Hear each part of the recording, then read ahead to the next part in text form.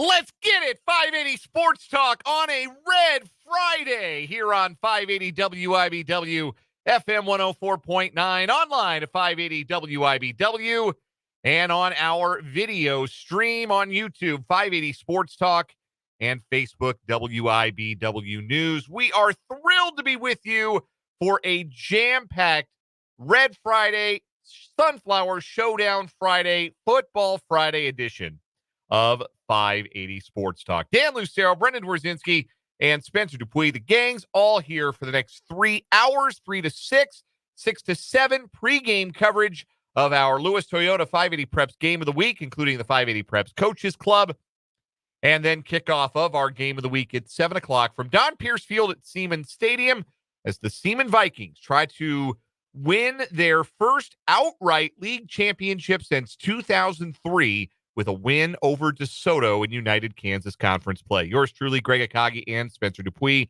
on the call of that one. Then we have the Kansas High School Scoreboard Show to wrap up the night. Full night of coverage here on the Sports Voice of Kansas. We're glad you're here at the very beginning to start this 3 o'clock hour. Lots to get to, including the Chiefs and the Raiders. It is Raider Week. Can you do your best, Chris Berman Raiders? Raiders. That's pretty good. That's pretty good. I'm going to need a minute to recover from doing that. Oh, man. That's as good as I got for you. I wish Chris Berman would never die. I just wish he would live forever. The John Facenda is easier on my voice. The autumn wind is a Raider. I know Chiefs fans will disagree with me on this, and that is okay.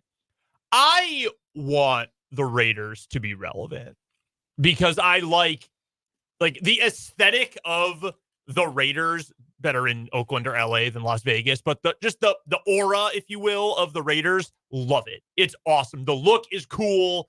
Just kind of there's have that, something about that silver and black, yeah, that personality that the Raiders used to have. The logo even, with the eye patch. And then they decided none of that mattered, and they built a McMansion, a giant Roomba in Las Vegas, and they became just one of the more colorless teams in the NFL. Like the Raiders don't matter, and it's really hard to see them ever mattering again in a way they did when they were Oakland's team. Even when they were Los Angeles's team in the 80s. Yes, absolutely. Yeah, they're never going to mean what they used to mean. Like the Raiders as you knew them, the Raiders of Jack Tatum and Ken Stabler and John Madden, those Raiders are dead. That's never coming back. Even if the Raiders someday return to regular contention, this would require them being competently run from top to bottom. Mm-hmm. So don't hold your breath. But even in the event that the Raiders one day return to being competitive, a factor in the AFC, a perennial playoff team, they're never going to be. It ain't going to be what it was. No, the black hole will never be what it was. Do they even have a black hole at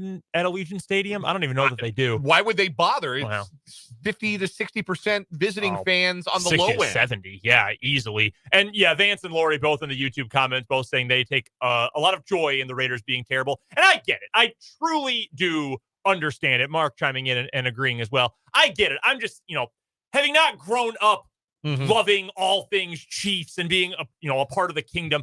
Packers fans have something of a kinship even with the Raiders because they've had a lot of interaction throughout their respective histories. The Brett Favre dad dying game, Super Bowl II, all of that. So I sort of have an affinity for the idea of the Raiders. Yes. Maybe not the stabbing, but everything else. The just win, baby, commitment to excellence, even if you hated them. And look, I grew up in Denver where...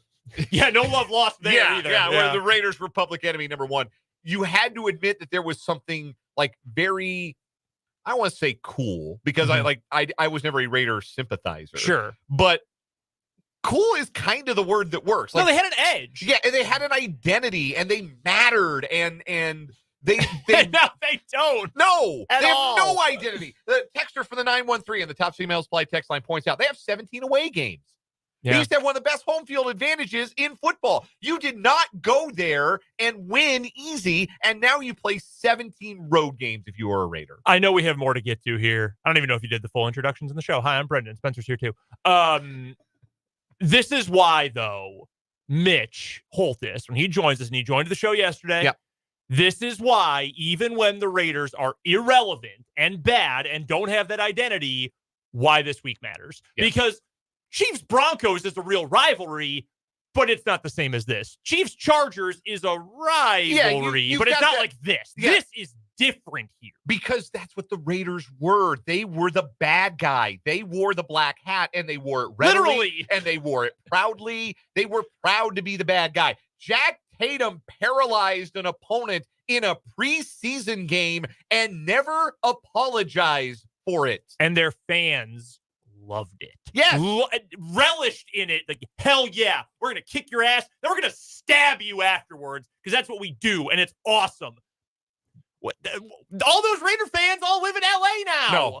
No, that's never coming back. That is never going to come back. And it is a little sad because that was part of the color of the league. Yes, that was part agreed. of the foundation of the NFL was, oh, you had the Raiders, and everybody hates the Raiders except Raider fans. They're the bad guys. They come in ready. Like, Raider was a perfectly appropriate nickname for that team, pillaging your city when they came to town. And now they're the Raiders of Josh McDaniels. They're the Raiders of 17 road games. They're the Raiders of, they haven't been a real live Super Bowl contender since John Gruden left the first time. And after what they did to mock Patrick Mahomes in training camp, he is going to turn them inside out this weekend. This to me feels like the, oh yeah, Patrick Mahomes kind of game for the Chiefs. Like, they don't have to win games that way, but I kind of feel like this weekend they might. But especially when you add in the fact that the Raiders are the last team to have beaten the Chiefs.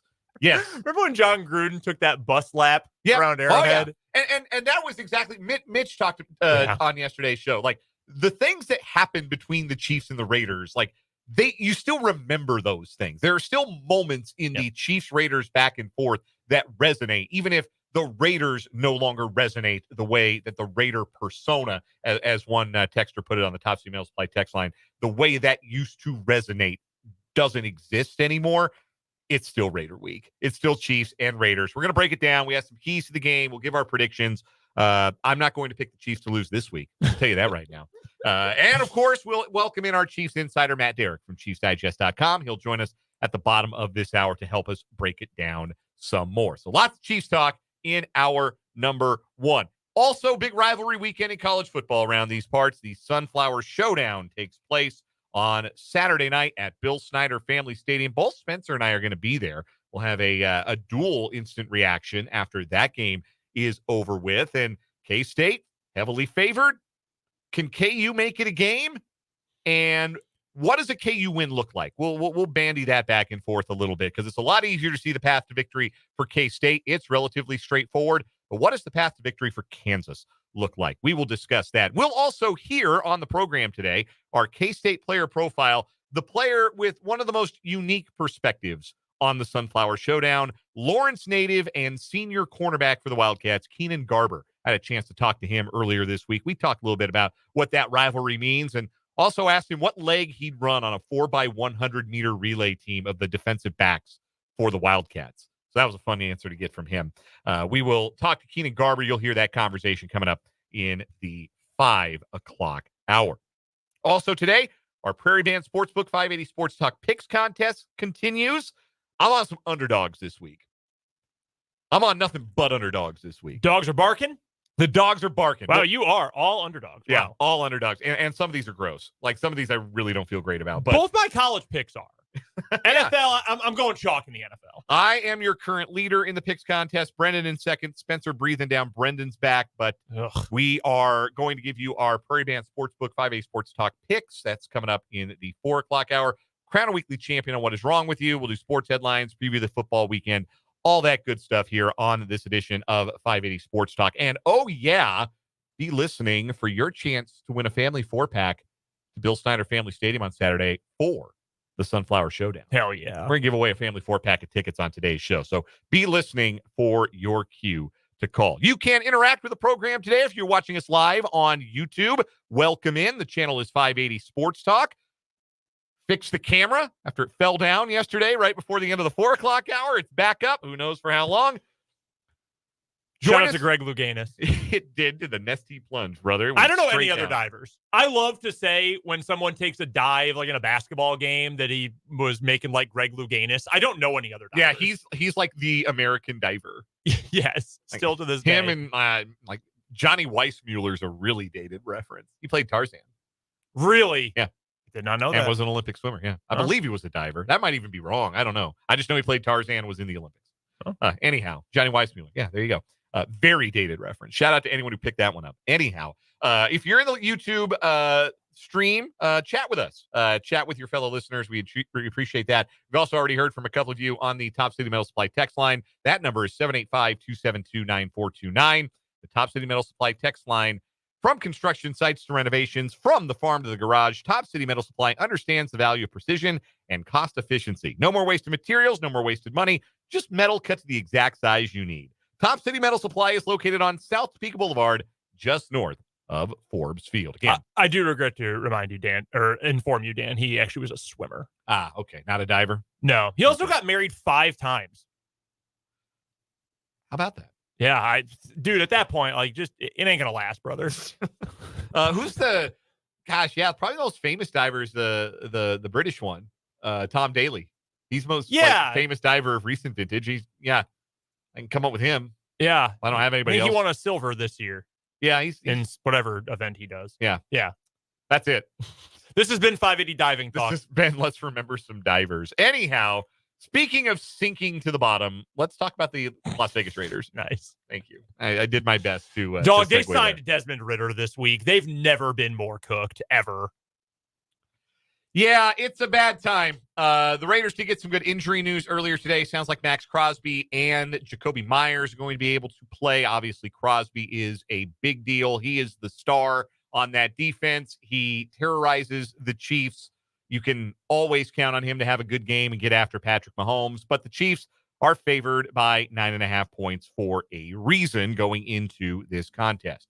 Keys to the game to stay unbeaten. I'll start with my first key for the Chiefs coming up on Sunday afternoon, and it is play a clean game, win the turnover battle. Even after forcing 3 turnovers last week, the Chiefs remain -3 as a team through 6 games this year. Although Mitch Holtz has had that unbelievable stat about unbeaten teams through 6 games with a negative turnover differential in those games.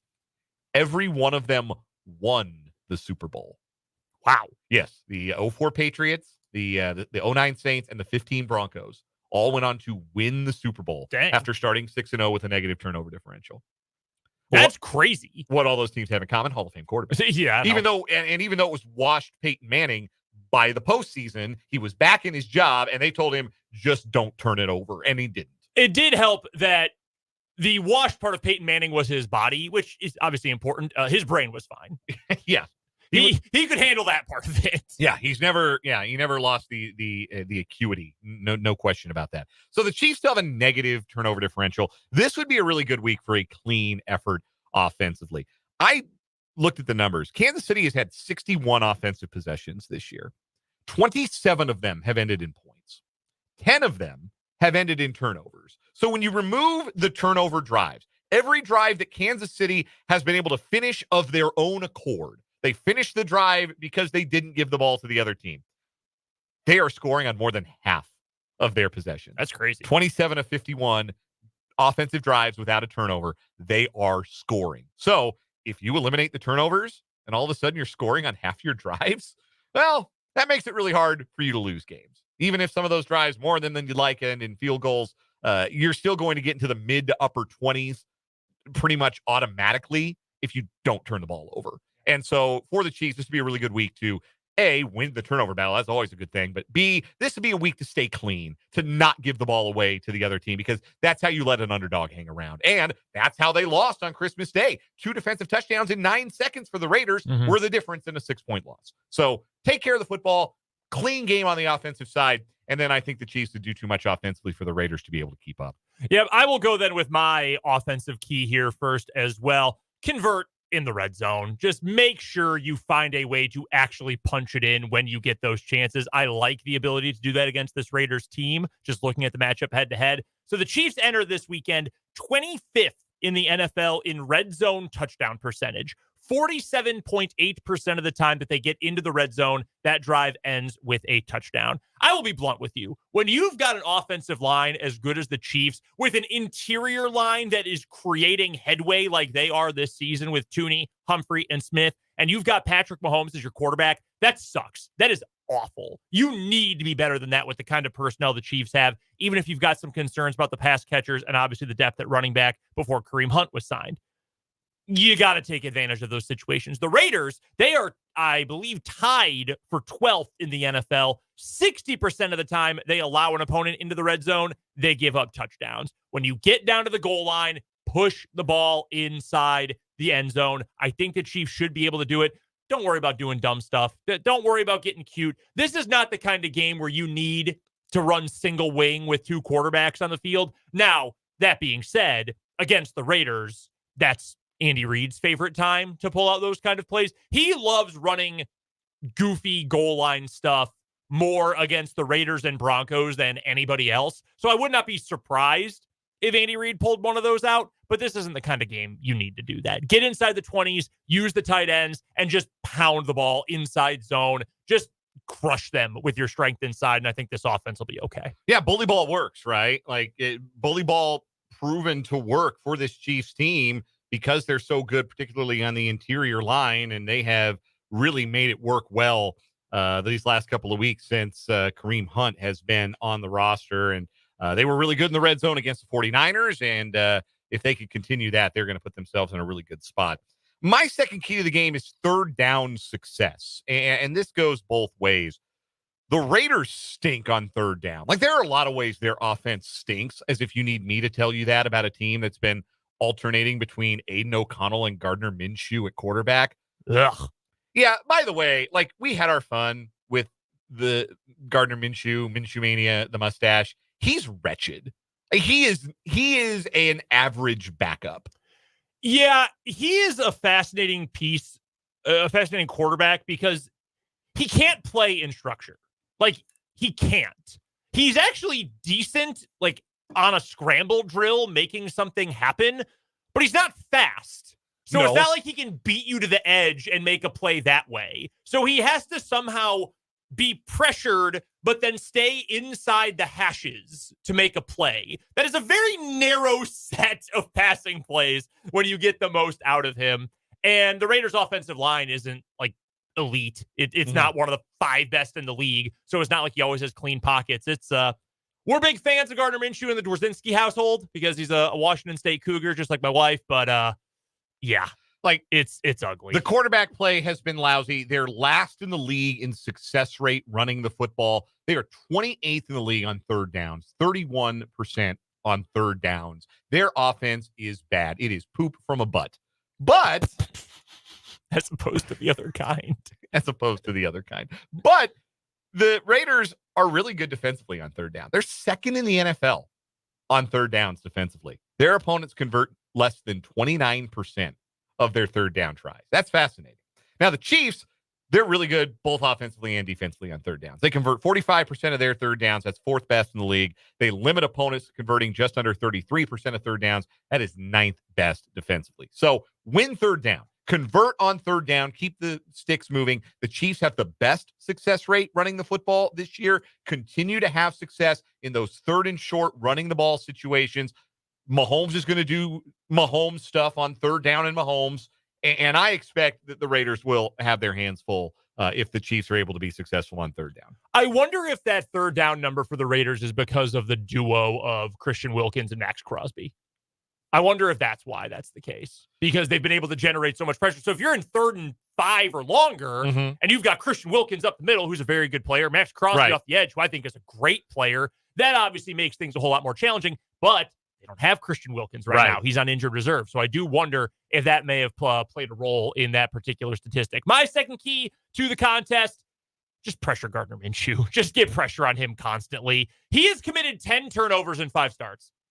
He also played in a 6th game as well. The easiest way to force him into a bad decision is to just get him off balance, make him try to throw on the run. Again, there's a very slim number of passing down, drop back outcomes in which he finds a lot of success consistently. just get pressure in his face. Karlaftis, who we'll get to more in our next segment, up the middle with Chris Jones, just find a way to pressure him. That's all it's going to take, I think. Yeah, he's going to throw you one or two. Mm-hmm. So defensive backs, be ready and take your chances when they come. And another good opportunity, as I mentioned earlier, for the Chiefs to win the turnover battle like they did last week. They were +1 in the turnover department against the 49ers, even though they turned it over twice. You ought to be able to win the turnover battle against Gardner Minshew. And yeah, if the Chiefs front plays the kind of game that they played last week against San Francisco's offensive line, I don't think this offensive line is as good. Do we know if Colton Miller is going to play for the Raiders? I think he is. He's been held out of practices, but I'm not entirely sure that he's going to go. I have not seen an update on that. Funny enough, most West Coast teams are the last teams to get their reports on those things in during the day. They just follow the regular 24-hour clock. So we may find out before the day's done. Yeah, it seems like he might go. He's been compromised. He's been hurt a little bit, but sorry. I know what the word means, but it is funny to say he's been compromised. Compromised to a permanent end. Not that kind of compromised. He had a hamstring injury. Yeah. So I do. I think that the Chiefs have a major impact, major advantage in the trenches. I think it's going to make a pretty big impact on Sunday's game. We're going to take our first break here on 580 Sports Talk. When we come back, we'll have our predictions and big Chief picks for Sunday's Chiefs-Raiders clash. If you want to hear your predictions as well, get them in on the Top City Metal Supply text line, 785-272-9429, or drop them in the live chat on the YouTube stream. We're back after this. Matt Derrick will join us in about 10 minutes or so here on 580 Sports Talk.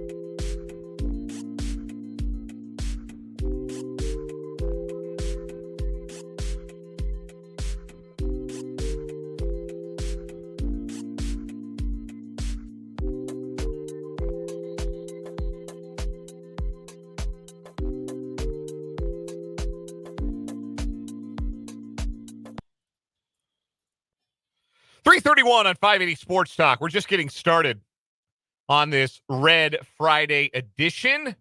Chiefs Raiders coming up Sunday, 3:25 kickoff. Is that CBS game or they kick it to Fox? It should be CBS. CBS, yeah, late CBS. Thankfully, that is the mandate of heaven. The AFC is on CBS. Well, as it should be. Yes. Do you know where the top crew is going to be this week? Yeah. Funny enough, at an NFC game. Yeah. CBS gets Chicago at Washington. I saw that and I was very confused. But I remembered they redid the rules, broadcast rules, a few years ago. Yeah, that's weird. The CBS late game, like the top crew being seen in relatively few households, because I think the majority of the country that's getting a CBS late game is getting Kansas City, Vegas. Yeah, I think they didn't change the map, but when they moved Chicago, Washington to the afternoon, it was originally a noon game. Yeah. When they bumped it to the afternoon slot, I don't think they changed the map much. They just changed which crew was going where. Yeah. So, wow, what a terrible consolation prize. Kevin Harlan and Trent Green. Yeah. Yeah, great crew. The most Chiefs favorable crew you could get. Yeah, it really is. Boy, that'll annoy Raiders fans. No question about that. For those curious, if you're in our listening area, you're in Topeka or Kansas City, I think the games are going to be the same on TV on Sunday. Philadelphia, Cincinnati on the early game on CBS. The late game, obviously, KC Vegas. The Fox game this week, Green Bay, Jacksonville. Yeah, after I had to commit internet crime, find alternative ways to watch the NFL for a few weeks. I'm glad 3 straight Packers games are on locally. Did you see? Yes, I did. Yes. I know where this is going. I think it was Reek Woolen of the Seattle. I believe Seahawks. You were correct. And he was injured and didn't play last week. I know where this is going. And he took a picture of a screenshot of him watching Kobe Bryant get an interception. His teammate Kobe Bryant intercept Kirk Cousins, and he posted it to his Instagram. And he was watching on his laptop, and people couldn't help but notice that he was illegally streaming the game. Yeah.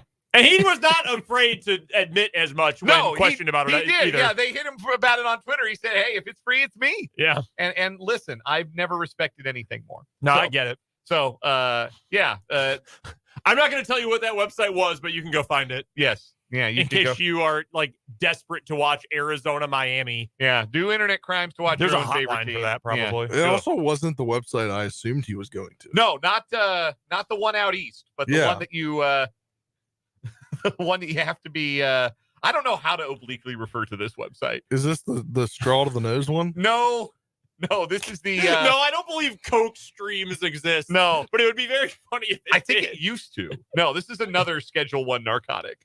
One of our a very common "what is wrong with you" drug, no question. Anyway, dude, that Arizona Miami game is being shown in 2 markets.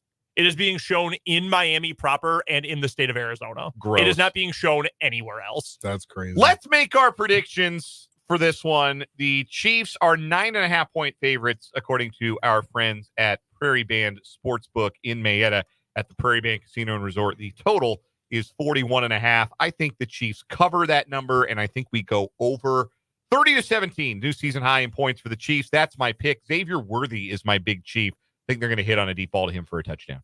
My pick for the game, I went 27-12 as my final score. I think the Chiefs are going to dominate this game. I do not think 15 points will feel like the deficit, even though it will be the final number in this game. I think the Chiefs are going to pummel them, and they could spend the entire second half and not pass the ball, and I think win this game handily. So that would be fitting because that's what the Raiders did to them last year. Yeah. Spencer, what do you got? Yeah, I've got an even bigger margin than both of you guys. It's Chiefs 34, Raiders 14. I just think this is the week where everything comes together 100%. We've seen small little chunks come together, like the passing yardage come for Mahomes a couple weeks ago. Still had the interception problem, but I don't think he has that this week.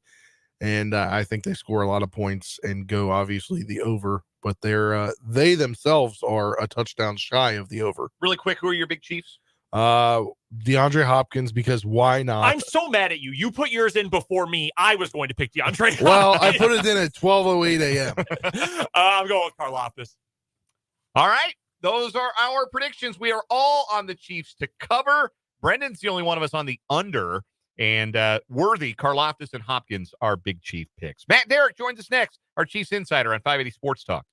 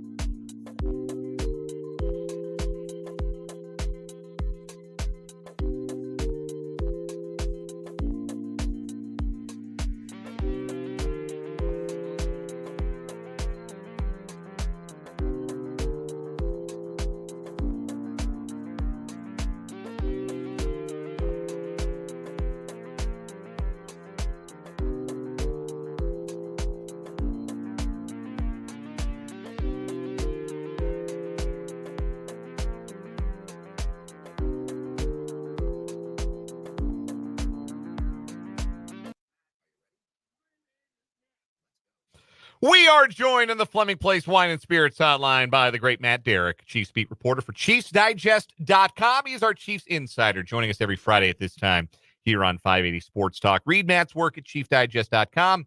Find him on Twitter at Matt Derrick. Matt, DeAndre Hopkins is a Chief. What is the biggest impact you will believe he will have right away, short term, on this Chiefs offense? Yeah, I mean, it certainly sounds like they're going to get him out there quickly, and it gives Patrick Mahomes a receiver that he's going to trust. I mean, there's absolutely no doubt.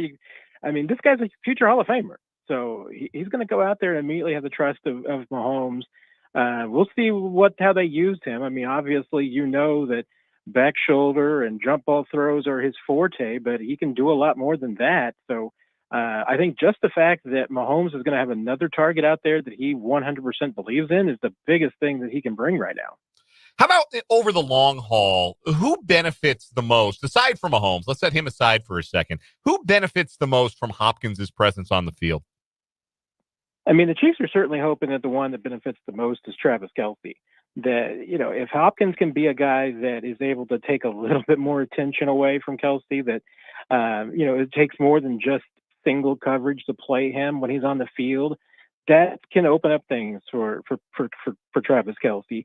I think there's other benefits too. I mean, obviously he's a guy that other receivers can learn from. And, if you're a Justin Ross believer, this is a great trade, because I can tell you that's one of the guys in the locker room who's most excited about DeAndre Hopkins being here, because he's like, he told me today he learned quite a bit from Marquez Valdez-Scantling, but he's like, that's the only other receiver that's, kind of my body frame and my play type. And he's like, now that I get to kind of learn from DeAndre Hopkins, he's like, that's a dream come true.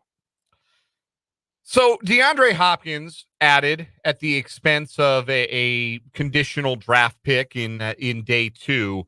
Do you think the Chiefs are done and should be done adding at wide receiver, or do you suspect they might have something else cooking? I don't think that they're necessarily done. I'm just not sure what else is out there that will really fit their shopping needs. I mean, really, of the 6 or 7 items on the list and tick boxes that they wanted a receiver to check off, I mean, the only thing that Hopkins really didn't was, some experience in the Andy Reid system. But, he's played in a West Coast offense before. So, it's really just more terminology, things that he's going to have to pick up. He's clearly a smart receiver. That's one of the things that you hear about, DeAndre Hopkins the most is, in addition to just having, big hands and long arms and a long body, that he's got a great football mind, a high football IQ. So he should be able to pick up things very quickly.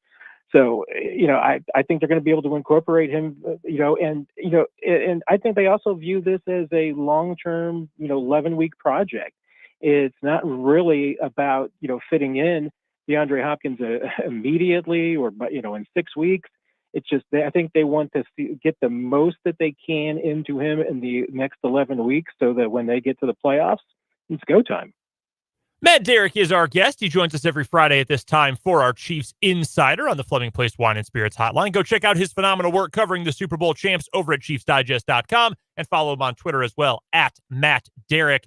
Matt, is it going to be easy for the Chiefs to move a little money around just to make sure everything is cap compliant with the Hopkins addition, but also when it comes to potentially adding someone else? Is there money that can be easily moved around?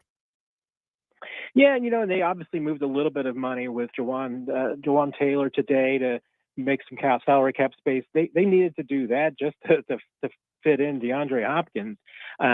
We haven't seen the official numbers. It sounds like there may have been some tweaks into Hopkins' contract before he was traded. We'll see. But, his salary cap for the Chiefs, was going to be a little over $5 million. The Titans were going to retain 2.5 of that, so it's probably going to bring it down to about a $3 million cap hit. Well, this morning after the Chiefs elevated Keith Taylor to the 53, they only had $3.7 million in cap space. So once you got DeAndre in there, their cap space was going to be certainly under $1 million and probably well under $1 million. And the Chiefs have been there before, so it's no secret. But the Jawan Taylor at least gives them a little bit more freedom so that they've got money if anybody's on the injured reserve. if they needed a few more million for, if they want to make another trade, whether it's a receiver, I think they could absolutely be in the market for a corner as well. There might be a few other positions that, if the right players popped up, I think they'd be interested in. There are a few other places where they could squeeze out some money. It might not be where they want to, like touching a contract like Joe Tooney's, but it's a salary cap. There's always things that they can move around. It's just, as my mother used to say, are you robbing Peter to pay Paul?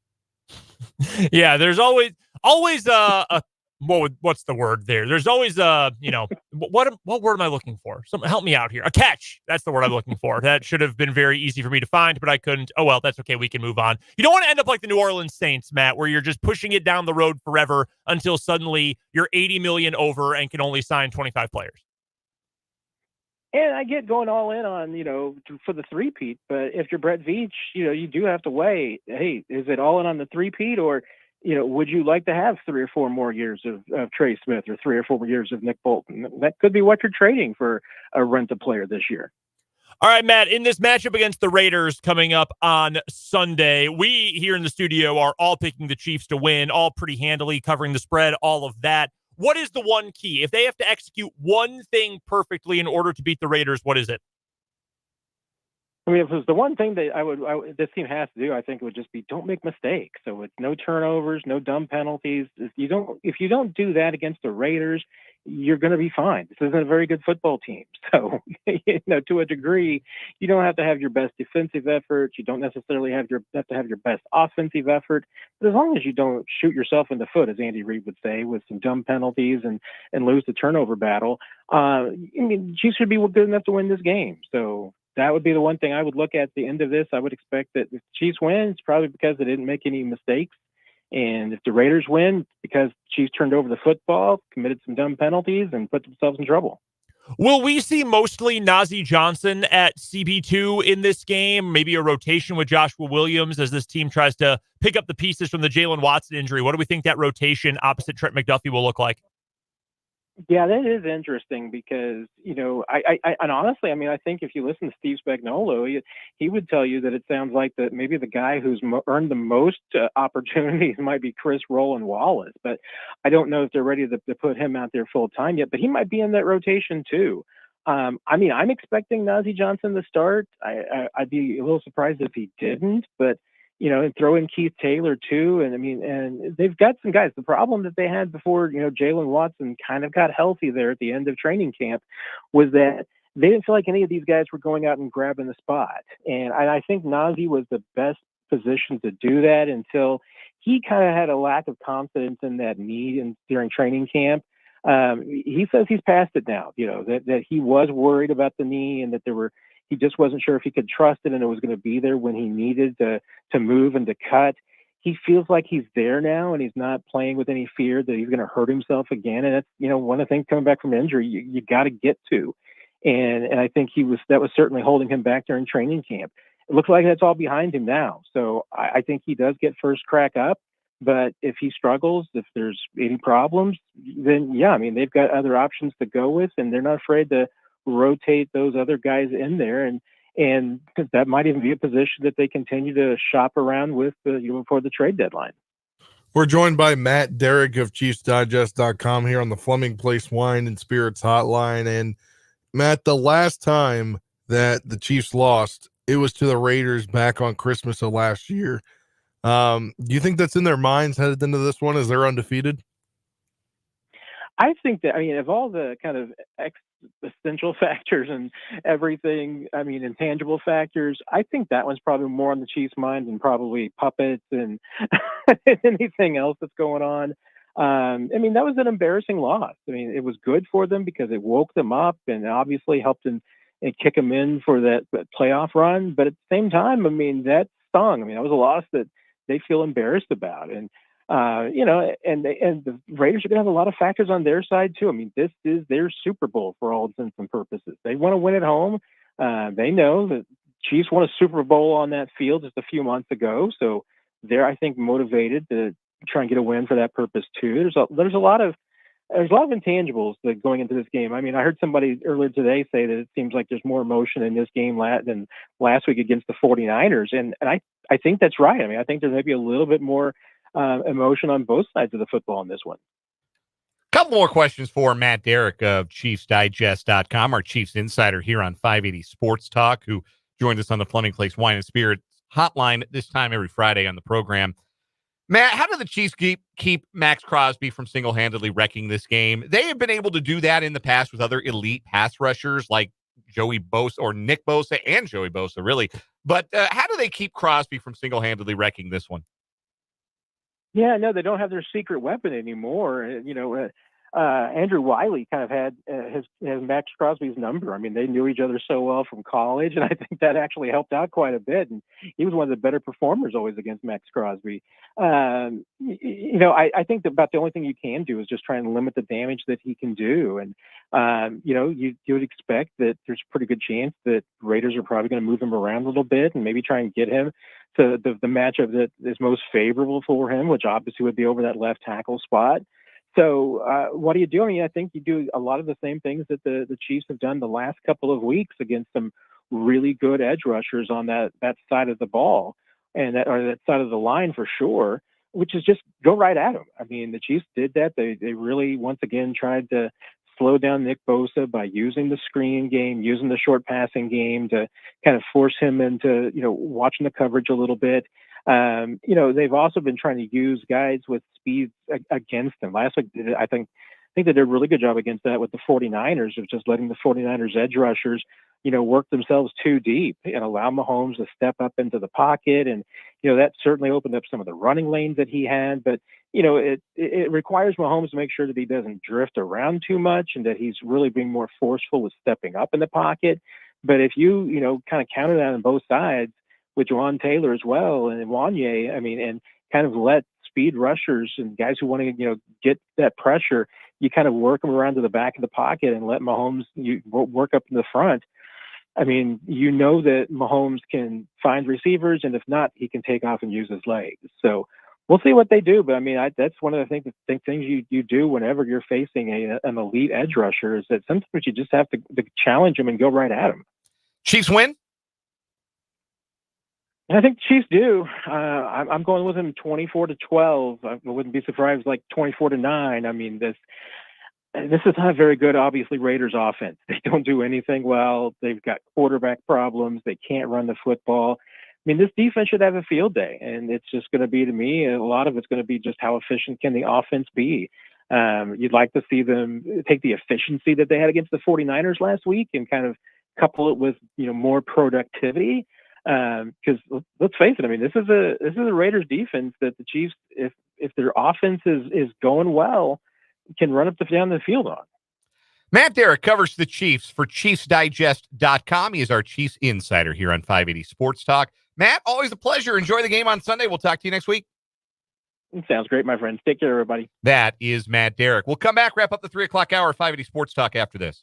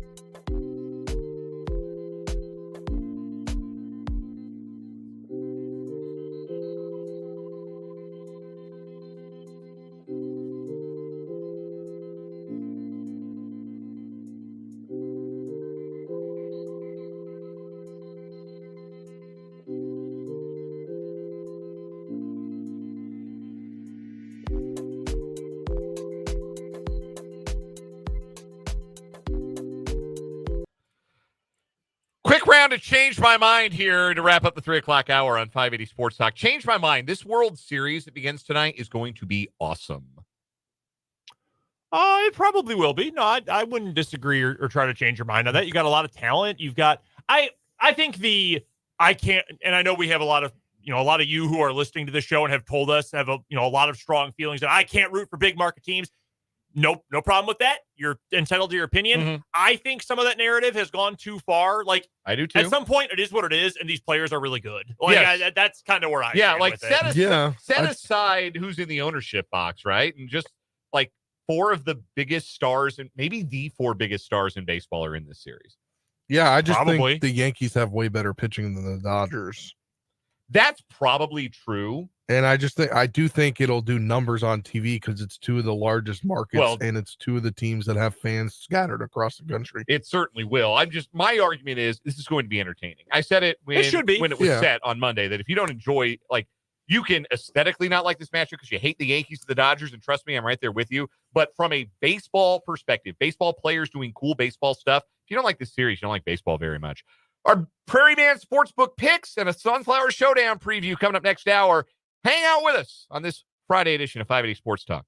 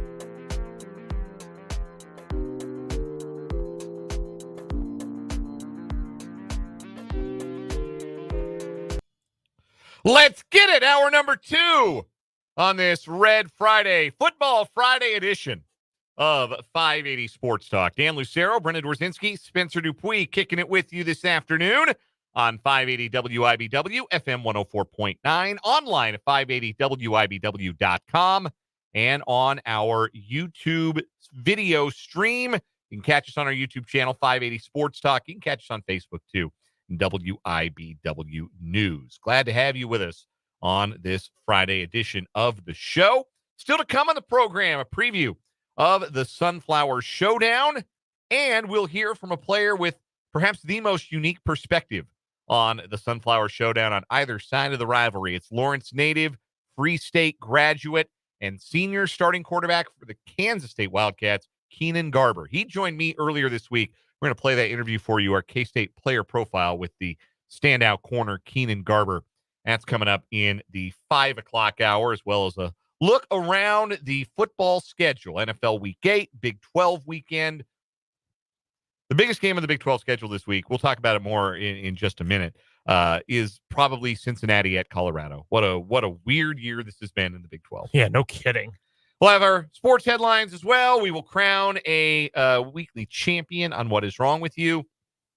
We're going to give away some Sunflower Showdown tickets. I got a 4-pack of tickets to give away for KU at K-State. Hell yeah. Coming up Saturday night, 7 o'clock kick at Bill Snyder Family Stadium. Last 2 Sunflower Showdowns in Manhattan have been prime time. That's I right. think both on FS1, if I'm not mistaken. It was rainy a couple years back. Yes. I missed that when it was close to Thanksgiving weekend, and I was back in Colorado, so I didn't get to go. It was close to Thanksgiving weekend. Was that state championship weekend? It may have been. I remember driving home, and I assume from something west, and it was rainy. So, yeah, I was driving home with our pal Greg Akagi, who we'll hear from tonight, from the 1A state championship game that year. That's right. That St. Mary's and Inman game, yeah.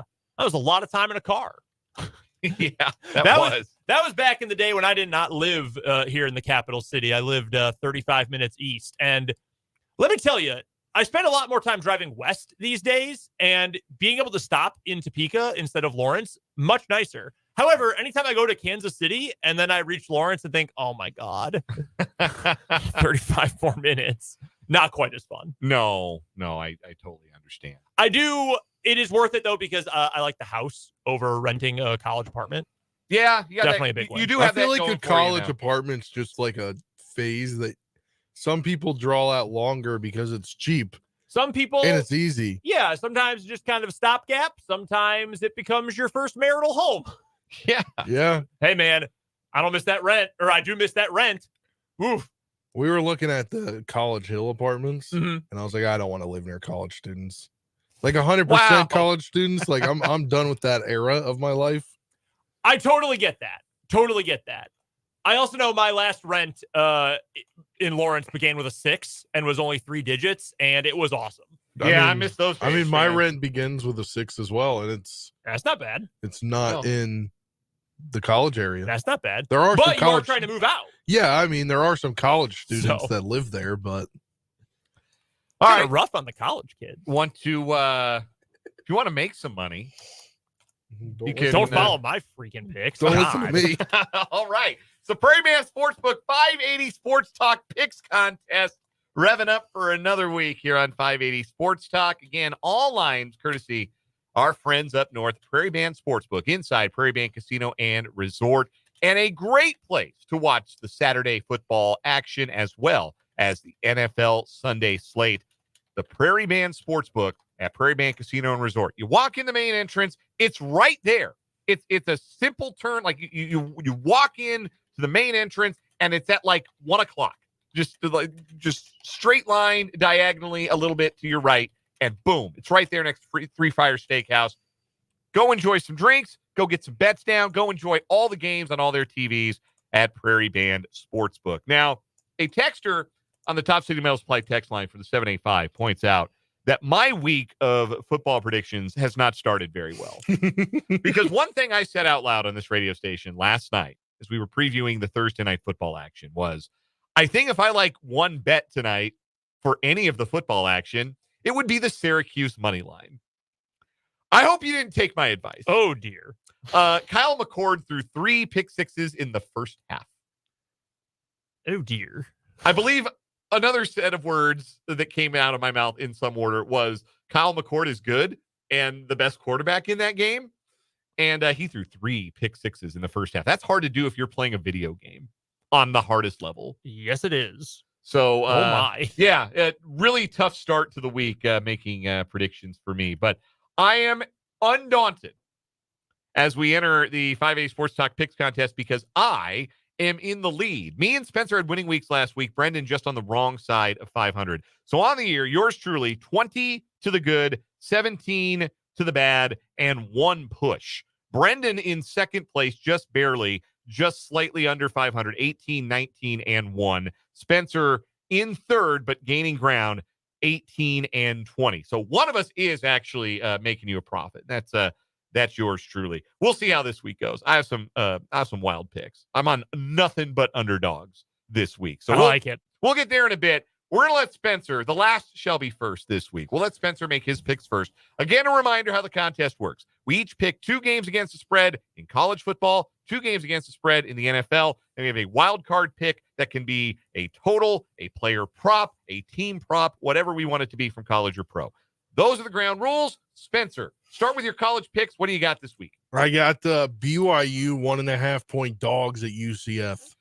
That smells funny.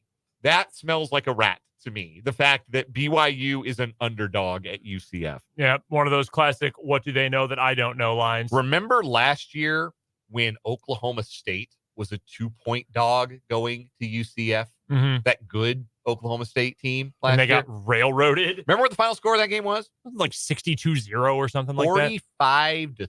45-3. Yeah. So just buyer beware on that one, Spencer. But I understand, like, that's very tempting cheese to chase. Yeah. I'm staying in the Big 12 here, and I've got Arizona favored by 4 against West Virginia. I think West Virginia's just toast. They might be. Their secondary stinks, and obviously Arizona can really throw the ball when things are going well for them. Arizona's really beat up too. That's a very unpleasant game. It's not what we call around here the loser leaves town game necessarily, because I think Neil Brown is already leaving town. I think that's a matter of time. Paul Meyerberg said as much when we had him on yesterday. But I do think the seat will get warm under Brent Brennan if they don't play better in year one. This has been far, far short of expectations for Arizona, even given a new coach. Anyhow, those are your college picks. What do you got in the NFL? I got Atlanta favored by 3 at Tampa Bay. I mean, Tampa Bay is just depleted off that Monday night game where they lost both their receivers, one for the whole season and the other till after their bye. So I just think Atlanta comes in with more fight this week, and they've got more reliable people outside. Their offense did really kind of cease to exist when Mike Evans got hurt, and then Chris Godwin got hurt. So, yeah, I wonder how Tampa Bay is going to move the ball. Yeah. My next one is I guess like a homer pick here. You're allowed. I'm allowed it. I debated it, but I was like, I think that they're going to blow it out of the water, so might as well do it. I think Kansas City favored by 9.5 at Vegas. I've got them well on the way to winning by over 9.5, clearly in my prediction. So I'm just going to follow my prediction. There you go. And then my wild card pick, which I believe is my lock. No, not this time. Rare that your wild card is not your lock of the week. But no, you submitted your lock of the week to me as the Chiefs. Oh, yes. Yeah, that's what it did. That is my lock of the week because I think that everything's going to click on all cylinders, and DeAndre Hopkins is just an added bonus this week. My wild card is New York Jets against New England. I got the under of 41 on that. It's two not so great offenses. Usually the unders in Jets and Patriots have been very profitable the last couple of years. So I don't blame you for for leaning in that direction. There you go. That's Spencer. BYU plus 1.5, Arizona -4, the Falcons laying 3 on the road, the Chiefs laying 9.5 on the road, and the under 41 in Jets Pats. Brendan, what are your picks in our Prairie Band Sportsbook picks contest this week? All right, I've got a pair of underdogs for my college football picks. I'm riding with Navy. They have won every game by double figures. They are one of 3 teams in the country that has done so. The true blue bloods of college football, Navy, Army, and the University of Indiana. I think Navy is going to keep it at least competitive against Notre Dame. They are 13.5-point dogs. I will take the middies. Also, I'm riding with Paul Meyerberg. Why is Nevada, though, a 1.5-point underdog on the road to Hawaii? Hawaii is awful. It really is unpleasant football. Braden Traeger. You made Paul sad. I did. I about felt really bad about that. Braden Traeger, bad, really bad quarterback. Worse than I expected him to be this year. I thought he was going to take a step forward. He has not. Nevada is not good, but they are better than they've been, as Paul told us yesterday. So I will take the Wolfpack on the islands. 11 p.m. kickoff. Yes, the Hawaii test is back. Also, from the NFL, 2 favorites, same spread in each of these games, interestingly enough. My lock of the week, I'm making the homer pick. I'm taking Green Bay, 4-point favorite on the road against Jacksonville. Green Bay has had some uneven performances in the state of Florida in recent years. I think Jacksonville is getting way too much hype for winning 2 of their last 3 games against some really not good teams. They own Indianapolis. Last week, I was not especially impressed. Their defense is terrible. It is really bad. Green Bay is humming offensively. Also, the Jaguars turn the ball over a lot, and Green Bay feasts on turnovers. Number 1 in takeaways this year for the Green Bay defense. So I will take the Packers as a 4-point road favorite. Miami is at home as a 4-point favorite against Arizona, and I'm going to take the Dolphins. I do think they get a bump from Tua Tagovailoa returning. That is right. He is back. He has cleared concussion protocol. He has gotten clearance. He is going to start for the Dolphins. Tyreek Hill nearly brought to tears in excitement that his starting quarterback is returning for the Dolphins. So I am going to go with Miami against Arizona in a game that no one will see. Only the Miami TV market and the state of Arizona will get to see that game locally, or if you have Sunday ticket. No one wants to watch that game either. That's a revolting thought. Going back, I'm a little upset you're picking it, frankly. Yeah, I did. Making me think about it. I didn't feel super confident in a lot this week. You have one, Dan, that I really I thought about taking the opposite side of, in fact. But that's the one that spoke to me the most other than that Packers game. My wild card going back to college football, Rutgers, USC. That game is late night tonight. After. Are you sure? Yes, I am positive. I am 100% positive because they intentionally, this was intentional by Fox. They wanted Rutgers USC to follow Yankees Dodgers. Oh, they sure. wanted the World Series, which just so happens to be New York, LA, to lead into college football, which just so happens to be almost New York and LA. You get that Yankee fan, Rutgers fan overlap. The most annoying person you've ever met in your life. Guaranteed. 100% gotta be. The total is 56. I'm not worried about body clocks in this game because Rutgers has had time to get the bodies ready since it's a night game on Friday night. I think this game is going to be ugly. I think it is going to be hideous. In fact, Miller Moss and that USC offense have really struggled the last couple of weeks. So I'm going under the total of 56 points at the Coliseum. All right. My picks this week, the lead dog in this race in the Prairie Band Sportsbook 580 Sports Talk Picks Contest. Nothing but underdogs. Woo, woo, woo. Underdogs. College football. Hell yeah. Vandy catching 18 at home against the Texas Longhorns. Man, Vandy beat Alabama. They did. Are they good? I don't know if they're good, but they're good enough to catch 18 against Texas. My only worry about Vanderbilt, I don't hate the pick by any means. My only worry about Vanderbilt is that at some point, Diego Pavia is going to go bozo mode and just throw 4 interceptions with no touchdowns and like 112 yards with a fumble. Like the good is so good, but he is a very chaotic quarterback. That's my only fear with them. Extremely chaotic.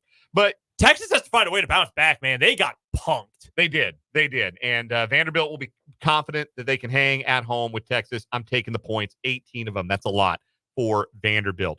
The big 12 game this week, Cincinnati and Colorado. Colorado is favored by 7. I'm taking Cincinnati with the points here. Colorado thrives on explosive passing plays. Cincinnati hasn't given them a lot of those up this year. Here's the other thing Cincinnati has. A good defensive line. Mm-hmm. Every game in which CU has had any kind of trouble, they have dealt with a team with a good defensive line. Like, for instance, Kansas State. Cincinnati's got Dante Corleone and friends up front. I think they're going to win that battle in the trenches and make it hard for Colorado to do the things that Colorado wants to do on offense. Brendan Sorsby is playing really good football right now for Cincinnati, quiet as it's kept. Top quarterback rating in the Big 12 right now belongs to Shadur Sanders. Number 2 is Sorsby. So I think Cincinnati is good enough to keep it close.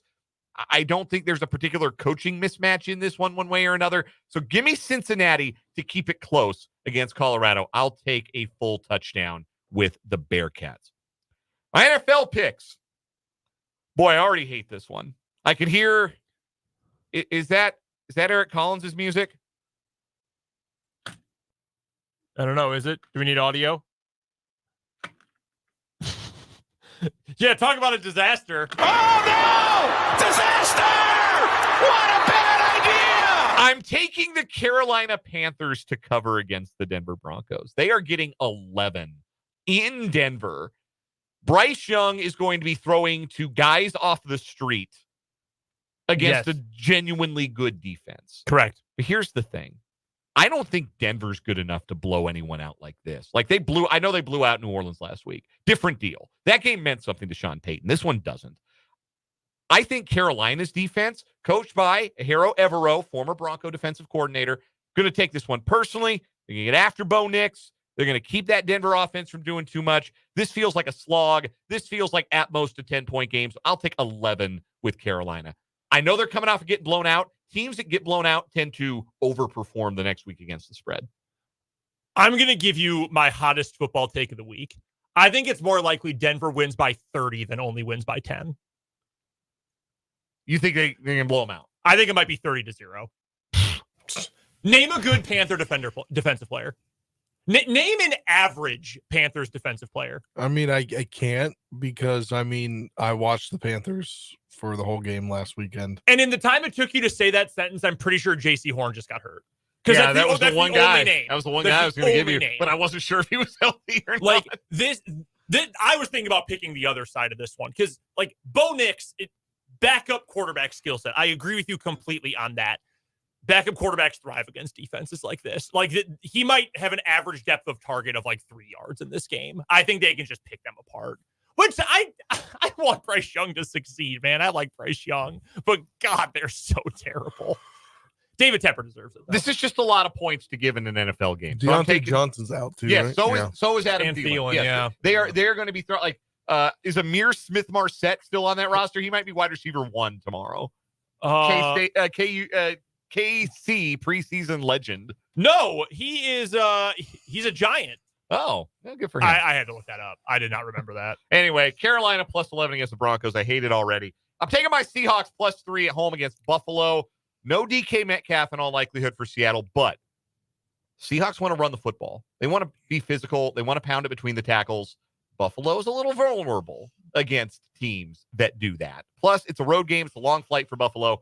I think Seattle can win that game, so I'll take them plus 3. I think too many people in the public are undervaluing the Seahawks without DK Metcalf. I think they are going to be able to put up points in this game. Yeah. I like Buffalo a lot. I stayed away from this one because I think it's going to be a great game, honestly. But I think, and DK's great. I mean, that's a legit number 1. He's an athlete like no one else at the wide receiver position right now.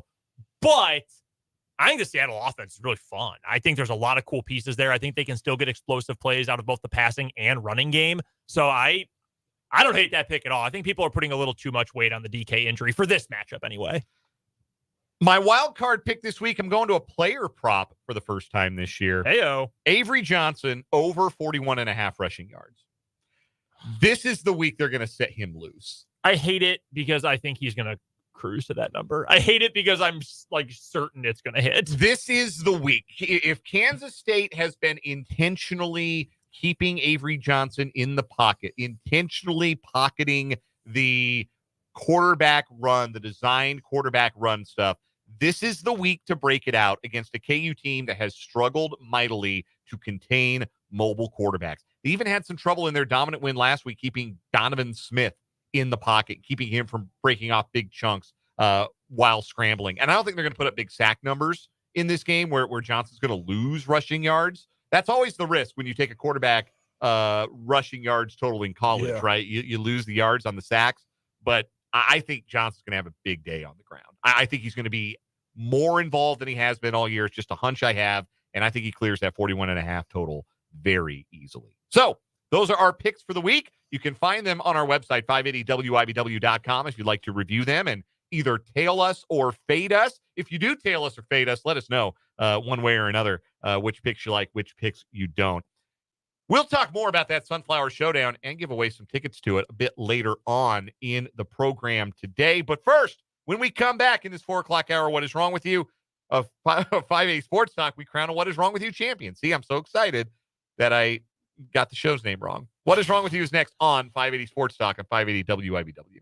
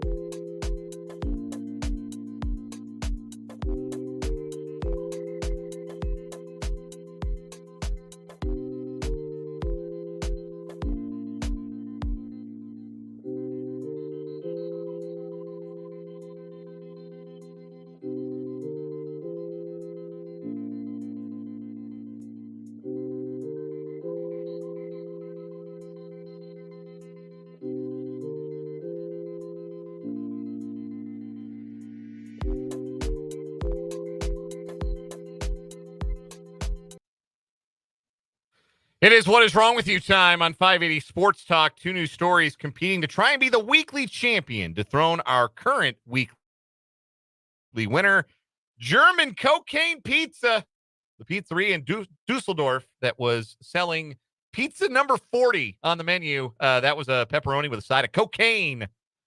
When police caught up with the guy moving the drugs, the gentleman who owned the pizza place threw a bag of drugs out the window and directly into the arms of the arresting officers.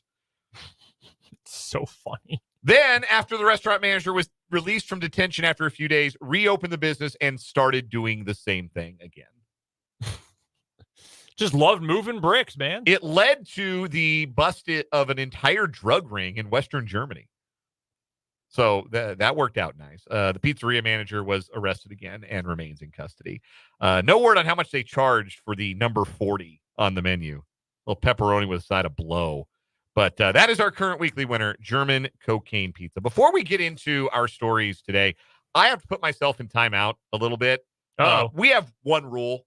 Well, we have a few rules, but we have rule number one on what is wrong with you is nobody can die. Yeah. I did a story about a month ago about a gentleman, a Kentucky state senator, who drove his riding mower into a swimming pool. Yeah. Yeah, he died. Oh, no. Oh, no. Yeah, he died. Did that win the day or the week? I or the don't month? know. It didn't. It was not a weekly champion. No, I don't even know if it won the day. I think it did win its day. It may have won the day. Yeah, he went right into the pool. Did he die later as a result of his injuries? Yes. He never recovered. Okay, well, I feel a little bad about terrible, obviously, Hand but up. Hand I'm willing to give a pass for that. We did not know at the time. No, he wasn't. He wasn't dead at the time. Yeah. He just never recovered from his injury. I think anyway, retroactively, had that like won a month, I think we probably rescind the win Yeah. and hand it to the runner-up. We would, yes. But no, I think we're in the clear. Anyway, just I want to be accountable. I believe in accountability on what is wrong with Appreciate you that. and on this show. Anyhow, Brendan, you've got your story first today. Yeah, if you forgot your dad's birthday, how do you think you would react? If you just forgot to wish him a happy birthday. I think he'd be a little surprised because I never forget his birthday. Yeah. But maybe a little disappointed, but I don't think he'd like take it out on me or anything. Maybe get the cold shoulder for a weekend or something like Yeah. that. Well, it's good that he wouldn't pull a machete on you. That happened in Coconut Creek, Florida, where a man has been charged with assault with a deadly weapon after allegedly threatening his son with a machete for forgetting to wish him a happy birthday. Back on October 19th, one Saturday ago, the Coconut Creek Police Department responded to a domestic disturbance with a deadly weapon call. And according to police records, the call came after a family matter escalated into confrontations involving a machete. The report shows the altercation began between a man, later identified as LaRon Witters, who's 56 years old, and his son, after Witters became irate that his son did not wish him a happy birthday. The victim told officers the disagreement, which was initially in the living room, got worse when Witters demanded that the boy leave his house. CCPD records show Witters went to the garage and began packing his son's belongings. While doing so, he retrieved a machete and confronted his son. Witters, who the victim said was visibly upset, allegedly came toward the son with the machete in his hand before eventually placing it down and moving the victim's belongings to the driveway. However, it continued when Witters pushed his son in the upper chest, causing him to stumble backward into a parked car.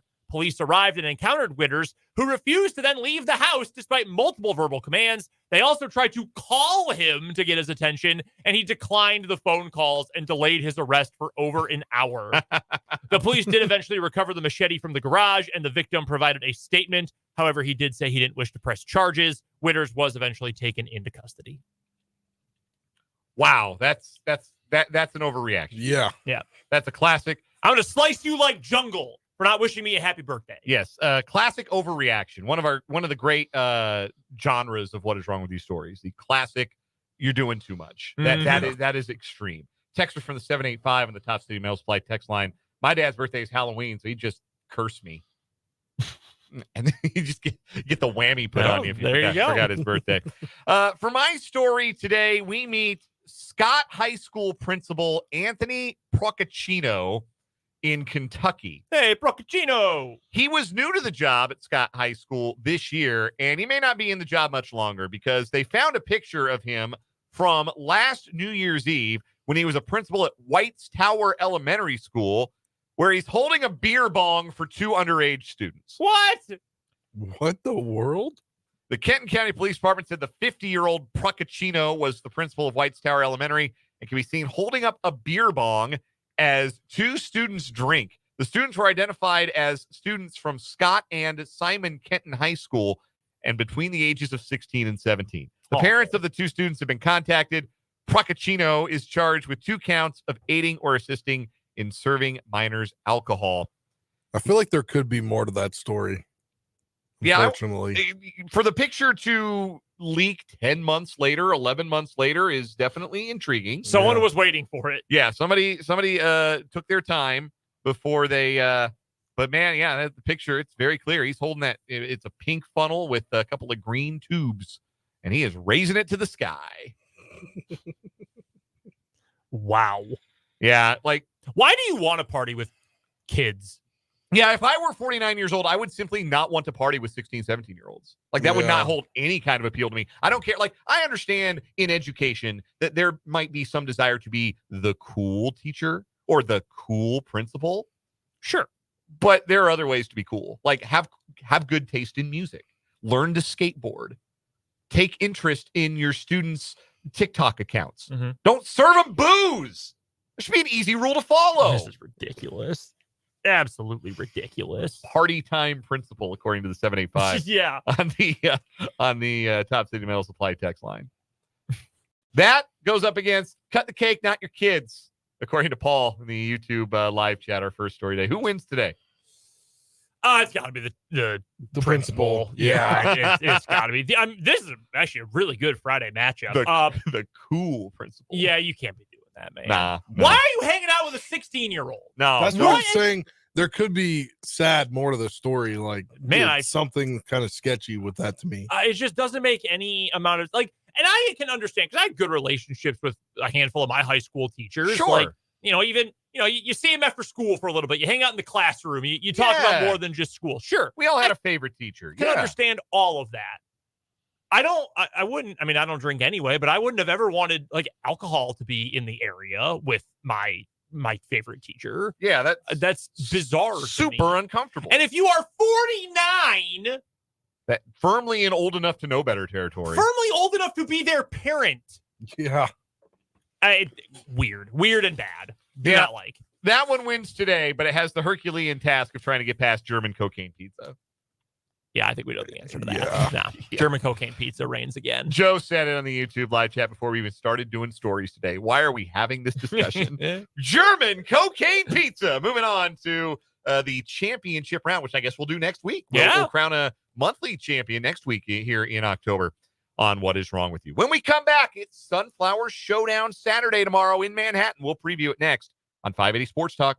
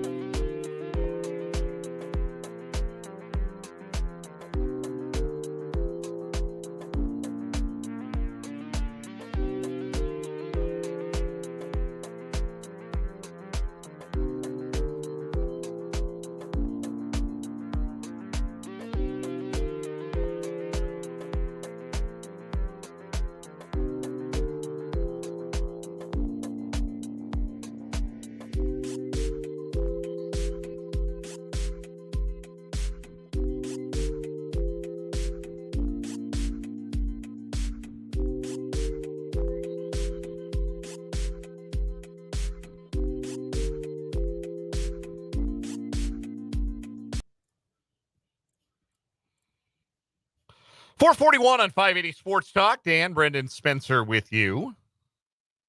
Two of us, me and Spencer, heading to Manhattan tomorrow night. K-State, KU, Sunflower Showdown. K-State trying to make it 16 in a row in this fight for the Governor's Cup. I feel like it could be a cooler trophy. Like, I kind of like Sunflower Showdown as a name. Like, I think that's a cool name. It's definitively, like, you can identify it as Kansas. But the Governor's Cup trophy leaves a little to be desired. Yeah, I mean, it's just nondescript. Yeah. We need something cool. You need, like, sunflowers in the trophy. Yeah. Or, like, trophy eye. Like, that doesn't make any sense. Like a trophy sunflower. Like, the trophy itself is a sunflower. I see what Yeah, you're like a metal version or like a thick stalk and, like, pointy edges on the fronds. Like, yeah, man, something you could do some damage with. Want to smash something with it. like hold it like a scepter. You just hold it above your head when you win. It's like a 5 foot tall, like glass blown sunflower. I'd be sick. Marshall and Ohio have a bell that they play for. Travis Goff, Gene Taylor, hit my line. I got ideas. I got ideas for a new trophy.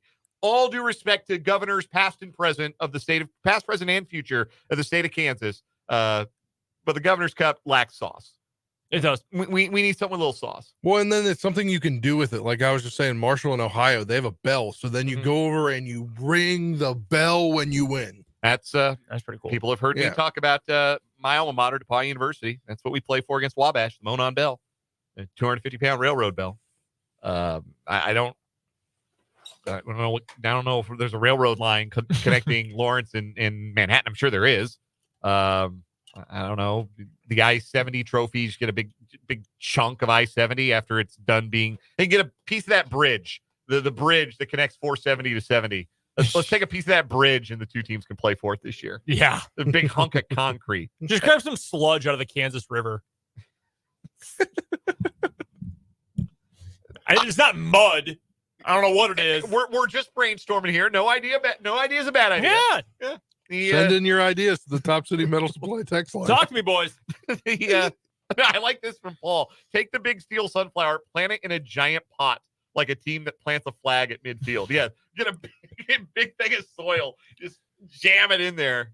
Yeah, the sunflower grows at our stadium this year. That's pretty funny. He can sit it like in the back corner of one of the end zones for the remainder of the season. No, I kind of like this idea. I'm kind of talking myself into like a dangerous sunflower made of like sheet metal. Top City Metal Supply could make one. We could. That would work. We've Shout got out the hookup. Top City Metal Supply. Yeah. I've already been tweeting at Travis Goff this week. I can do more. Yeah. I saw him at Big 12 Media Day. I should have gone up and said, "Hey, Travis, got some ideas." If you see him on Saturday, if he makes the trip to Manhattan, I'm sure he will. Tell him to retire Devin Neal's number while you're at it. Okay, I'll pass along any and all suggestions from the committee. What is the number for Devin Neal to become? So he is 73, 78. I think it's 73 yards and 2 touchdowns to have the records to himself. So he could. Absolutely, he could do one, if not both. And if he doesn't, I'll say this: if he doesn't, Kansas is losing. I mean, clearly, okay. Let me build on that because I wanted to express this here and kind of get through this here. If you're K-State, what are you doing what are you trying to accomplish against KU's offense? What are you trying to do? Is the goal force Jalen Daniels to beat you? Because that's if I was, I can't think of anything today. I got no sleep last night. I can't think of anything. I'm Joe Klanderman. I'm trying to think of like what is the thing that's going to hurt us the most? What do we need to mitigate the most? Devin Neal. That's the answer to that, because Devin Neal is going to be either the first or second best player on the field in this game. That's how good he is. But are you willing to take the risk that Jalen Daniels has been playing better and you might end up with a bunch of one-on-ones in a secondary that has high upside talent but has not been great at times this year? Because if Daniels is on, he can pick you apart that way. I don't know if that's how the K-State defense operates necessarily, where they load up and say, we're going to take this away from you. I think what they need to take away is the thing that has gotten them in trouble against teams they played this year, and it's the big play. They just need to keep the ball carrier in front of them and tackle well. Because what they can't do is allow Devin Neal to rip off a bunch of 15, 20-yard runs. And they certainly can't let the passing game, because the deep ball has returned for KU these last couple of weeks. They can't let Quentin Skinner get by him for 40 yards, or Lawrence Arnold get behind him for 30 yards, or Luke Grimm take a 7-yard out and break 2 tackles and turn that into 25. Like the splash play is the thing that K-State has to defend against. When they've been able to limit that from their opponents, their defense has been really good. That's just been the question. Can you not give up the big play? And if they can do that, I don't think that I think this Kansas offense doesn't want to be in a position where they've got to drive it 10, 12 plays a bunch of times. Like, they're going to need some quick strikes. Okay. And I think if Kansas State shuts off the opportunity to quick strike your way down the field, I think that Kansas will have some trouble and may revert to some of their early season turnover woes. I can see that. I can see it. Do you think, though, that the most dangerous thing that KU can do is have a successful running game? And that's how they win. I mean, that's where it starts. Yeah. The game script allows them to be multidimensional and allows Devin Neal to have, if not like the big chunk plays, but if their success rate is high on the ground, because it's going to be all Devin Neal. So it doesn't sound like Daniel Highshaw is going to play. So if Devin Neal left, Devin Neal right. Like I try to build the offense out of that, and then the occasional play action shot play if I'm Jeff Grimes and I'm Kansas. I think that's the path to them winning. I just think there are a lot more paths for Kansas State to win this game. I would agree with that. I do think KU mixing in some option stuff offensively would make a lot of sense in this game. Now, frankly, I think the same thing is true for Kansas State. And I think this is a great game to get, even if you're not running a bunch of option stuff, because I know K-State doesn't have a ton of that's been used out of the playbook so far. I think for both teams, it makes a lot of sense. I generally think it makes sense for every team to run more option stuff. But if you're KU, try to stretch out that front seven a little bit. Try to get to the edge. Use some of that speed. JD, even when he wasn't throwing the ball well this year, has actually run it very well. And he always makes almost always, I should say, makes good decisions when running option stuff. So I would try to stretch out K-State's defense that way a little bit. Get those linebackers in space a little bit more. Open up some one-on-one, go beat your guy opportunities for Devin Neal off a toss. The same thing, though, can be said for K-State, because KU is weak against what? The run. Yeah. And if the quarterback run, especially. And if you can one-on-one in space, even if against Cornell Wheeler, who has played really well and has directly correlated to KU's most successful games defensively this year when he is on the field versus when he's not. Even if he's one-on-one with Avery Johnson, he's not going to win that matchup all that often. So I think that's something you want to do if you're K-State. I think it makes sense for both teams to get out on the edge and try to get those one-on-one open field matchups. For K-State, because I think that's exploiting a weakness. For KU, I almost think that's a little bit more of a necessity to find some success offensively. The thing that makes me fearful for KU the most is that this is a home game for Kansas State. It is a primetime game, and it is a big game. And Kansas State has met the moment at home and then some in the last couple of years under Chris Kleiman. They don't just win at home. They bury teams at home. And I don't know if it's something unique to, like, look, Bill Snyder Family Stadium will be jumping. It'll be rocking. It'll be a little different because you'll have more of a visiting presence from KU fans, but that place still going to be predominantly purple. It's going to be loud on third downs and all that good stuff. Sure. But that is something that I have trouble getting past. Like, I try to see the path to victory for KU, and they do. The offensive talent, the skill player talent has never been in question. I think K-State's much better in the trenches both ways. Big plays, turnovers, things like that, those are game flippers, and there's certainly a chance that Kansas lands enough haymakers to stay in this game throughout the night. But I think that's what we're going to have to do. I think we're going to have to try and bomb haymakers where K-State can flick jabs all night long and jab you to a victory. But I say that about K-State, knowing that when they've played at home, they've had plenty of success throwing haymakers of their own. And they've had big blowout wins at home against good teams in the last couple of seasons in particular. So that is kind of where my gut is taking me. Prairie Man Casino Resort, Prairie Man Sportsbook, rather, makes this a 9-point spread presently. I'm inclined to believe K-State covers.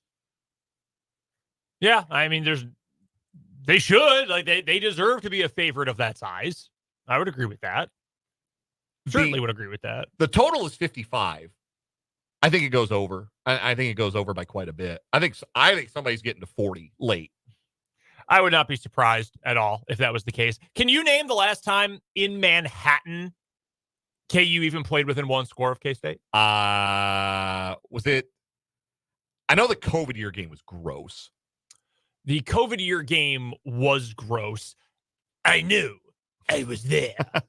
It was gross because Phillip Brooks returned 2 punts for touchdowns, and KU probably shouldn't have even gotten off the bus.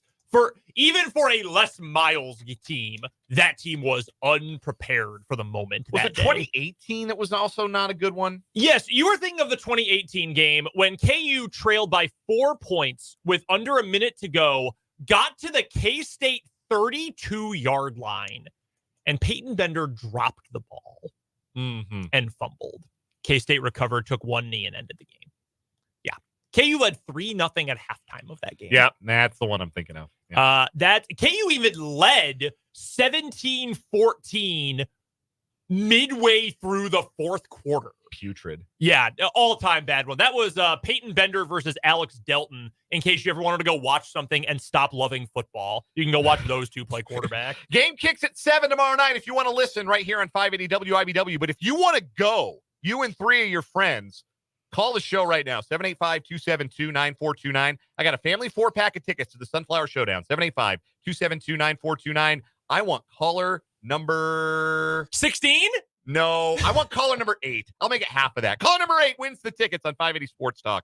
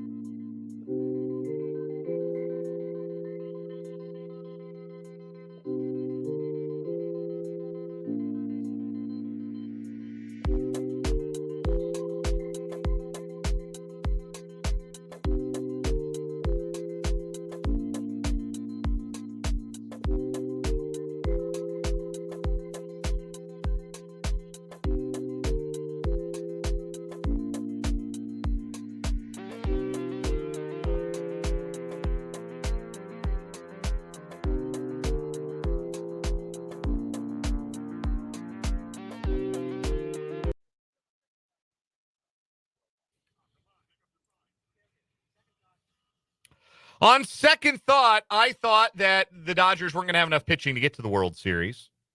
It hasn't mattered. They bludgeoned the Mets. They did it with their offense. Can they do it to the Yankees? Very real chance that they can, but I'm still picking the Yankees in 6 in this upcoming World Series. On second thought, I want to make this clear ahead of my point. This is not any sort of political commentary. But on second thought, I know I have said that the hot take TV artists, they don't have any sort of skill. They're just yelling a lot. Then you see Stephen A. Smith go on a political talk show and absolutely destroy the moderator. Again, doesn't matter the party, doesn't matter the politics. I'm not talking about that. I'm just talking about news talking head versus sports talking head. Stephen A. Smith swept him 4-0, not even a gentleman's sweep. On second thought, I really thought I was going to be able to make it through this week and, all the medicine that I've taken, but I did, in fact, wake up this morning without a voice. We are trending back in the right direction, though, so that is good. That's what we like to hear. Yes. Questionable for today or probable for tonight? Well, we're going to go. All right. But this is why we need probable back. We're going to go, but I don't know how it's going to be at the end of the night. He's going to be on the sideline. Myself and Greg Akagi are going to be in the booth for the Lewis Toyota 580 Preps Game of the Week, Seaman against DeSoto. I'm leaving for that. Brendan and Spencer have you for the final hour of this Friday edition of 580 Sports Talk.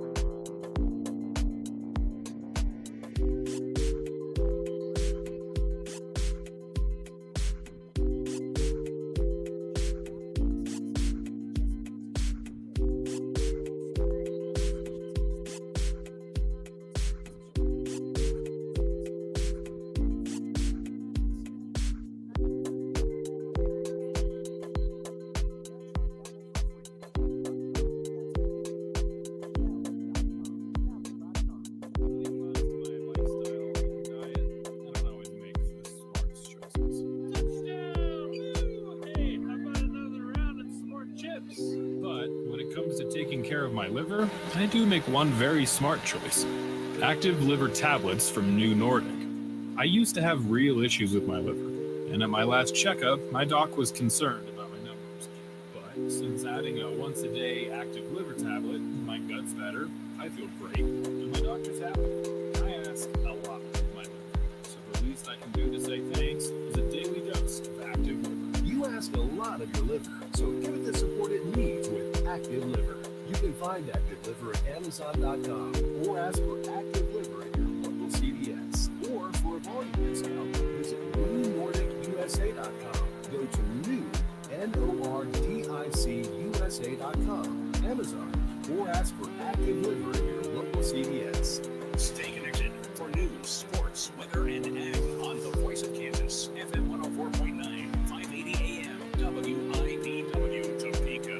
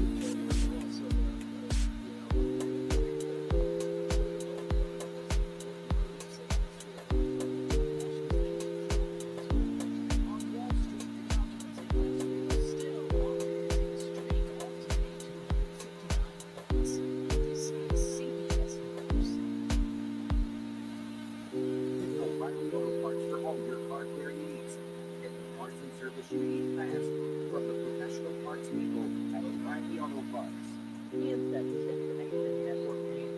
I'm Lisa Buckman, photographers showcasing their talents. It's the 41st annual 5-state photography competition hosted by the Hayes Art Center. And it's open to any photographer of any age, background, experience level, subject preference, style in Kansas, Nebraska, Missouri, Oklahoma, and Colorado. That's Executive Director Brenda Meader.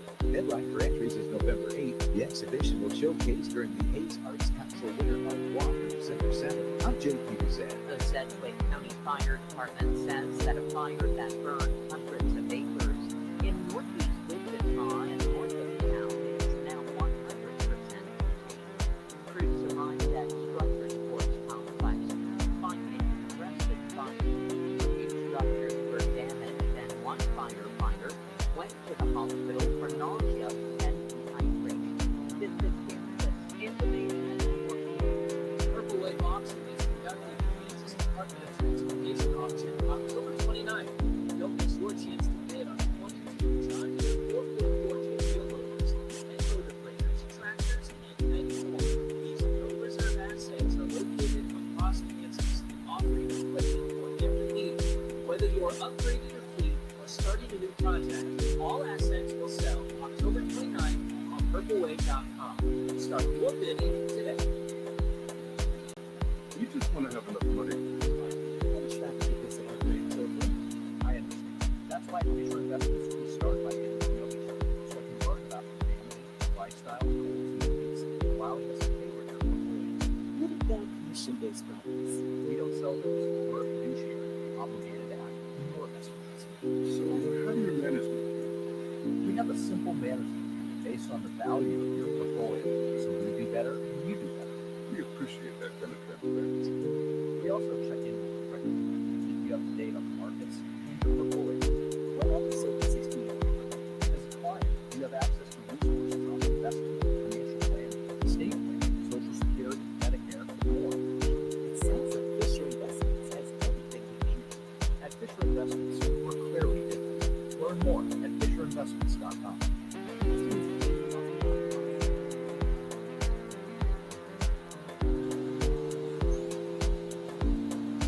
Dry weather patterns place heading down to the overnight hours straight to the weekend too.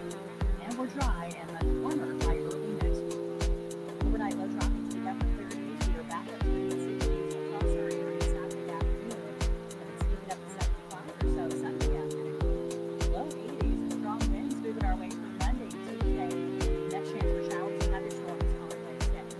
I'm meteorologist Stephanie Ramon from the Capital Federal Weather Center. Stay connected with the voice of Kansas, WIPW.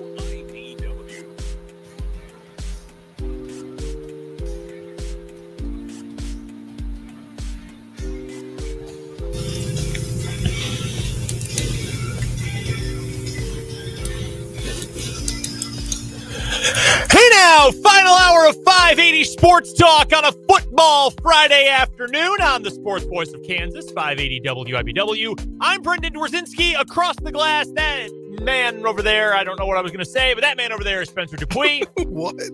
I don't know. I don't know if I was going to go with that guy, that man. I don't know what I was going to say, but that's Spencer Dupuis. Dan Lucero is on his way to Siemens Stadium, down Pierce Field, our final regular season Lewis Toyota 580 Preps game of the week. A banger from the United Kansas Conference tonight as the Seaman Vikings take on the DeSoto Wildcats. Kickoff at 7 o'clock. Pre-game will start just after the bottom of the hour here on 580 WIBW following the 580 Preps Coaches Club tonight. Dan speaking with all of our city head coaches as we gear up for the final week of the regular season, the Week 9 playoff games next week. Unbelievable that it came this quickly. I said it yesterday on the show. I cannot believe that we have somehow gotten to a point where the schedule is moving this fast. I thought every year when I was doing the high school play-by-play, it went by quickly, but mercy, it has moved quickly this year. So that's coming up tonight. Spencer will be on the sidelines. Greg Akagi will be on color. Dan will be on the play-by-play Hopefully this evening. This will be like the best matchup we've had all year. It should be a great one. Because as Dan has told me, I don't know if we talked about it on the air, but last year you guys had some great games during high school football season. And it seems like besides week 1 going into overtime, Silver Lake Rossville, It seems like a lot of these have been blowouts Yeah, there have been, it's kind of one of those cyclical things, right? Yeah. Sometimes you get some great ones. Sometimes last year, if I remember correctly, it was either weeks 1 through 6 or weeks 2 through 6.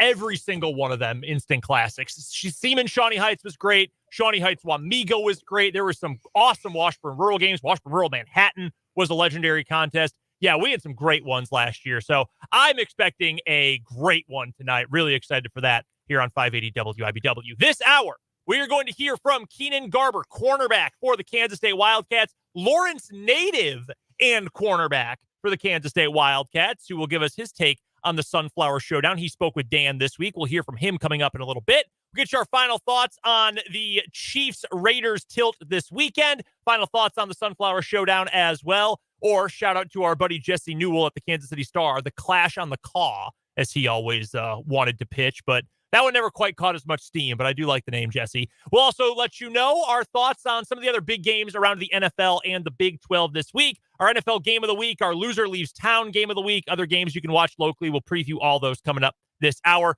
plus our 580 Sports Talk headlines. We want to hear from you, either on the Top City Metal Supply text line, 785-272-9429, or you can find us on YouTube. If you are not subscribed to the YouTube channel, well, 1, you're missing out. 2, you can go find us, go to youtube.com, search 580 Sports Talk. If you have the YouTube app, maybe you're an app fan for your YouTube videos, just search 580 Sports Talk. Super simple to find us. Make sure you hit that subscribe button and then watch along with us. You can watch the live stream, hang out in the comment section. Dan and Spencer are both going to Manhattan for KUK State coming up on Saturday. They will have an instant reaction show after that.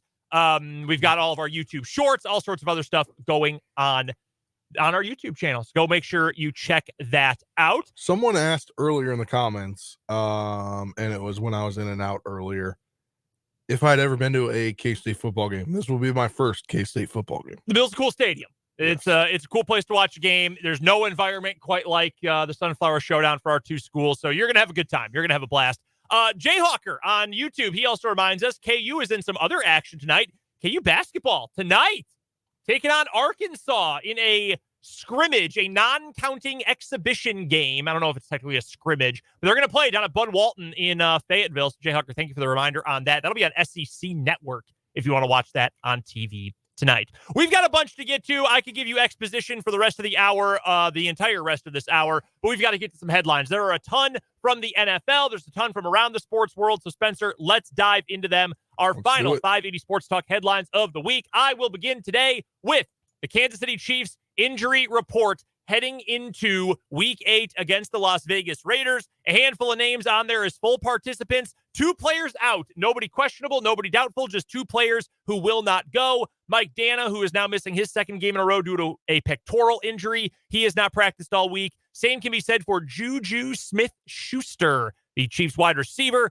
Hamstring injury. We know about that from this past week. Really banged it up a couple weeks ago when he had that huge game. Didn't play last week. Not going to play this week either. He was a DNP all week long. Little murkier on the practice report for the Raiders this week. They've got one player who is for sure out. That's offensive guard Dylan Parham. He's got a foot injury. He didn't practice all week, so he is out.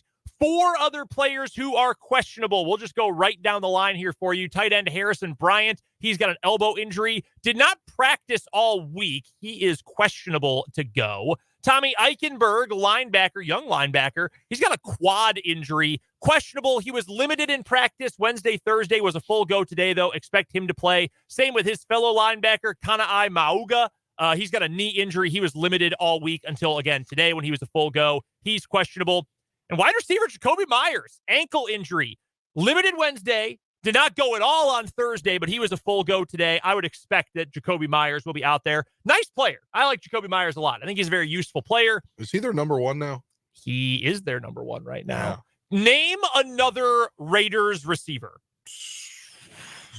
I couldn't tell you. Now that Devontae Adams is obviously not on the team and is with the New York Jets, here are some of the other wide receivers currently on the roster. Trey Tucker, DJ Turner, Tyreek McAllister, Alex Bachman. Those are all the other guys other than Jacoby Myers currently on the 2 deep. They only have five receivers. Yeah. It's not looking good. They'll probably bring somebody up from their P squad. That's a pretty good idea. I would Looks imagine they like- probably do bring someone up. Looks like they got Terrence Marshall Jr., Christian Wilkerson. Terrace Ramel Marshall ended up Payton. there. I didn't actually realize that's where Terrace Marshall ended up after the Panthers cut him this year. Jalen Guyton as well. That's a guy who's played plenty of NFL snaps before. I would guess of any of those guys, Jalen Guyton would probably get the call up if I had to make a guess. So those are your injury reports for the Chiefs and Raiders coming up on Sunday, 3:25 kickoff, 2 o'clock pregame. You'll be able to hear all that action right here on your home for Chiefs football in Northeast Kansas, 580 WIBW. Spencer Dupuis, your first headline today. Yes, let's just go through this bulk Week 8 NFL updates here. Boy, there are a lot of them. Yeah, the Rams upset the Vikings on Thursday Night Football, and upset would be exactly what the Vikings and Viking fans are after the way that game ended. Dude. On a safety that was a face mask, but the ref in the pool said, "Oh, we didn't see it. We can't change it." Trey Blake Nobody saw it. He was right on top of it. He was right on top of the play. Do the Vikings go 97 yards and score? No, almost certainly not. But it's they're the just not principle of having the thing. chance. Exactly. Sean McVay does not expect Cooper Kupp to be traded this before the trade deadline coming up. I think that win sealed that because they're only a game out in the West now. Oh yeah, 100%. Christian Darrisaw is out for the season with torn ACL, MCL that he suffered last night. Left tackle for the Vikings. He's probably their second best player after Justin Jefferson. That's tough.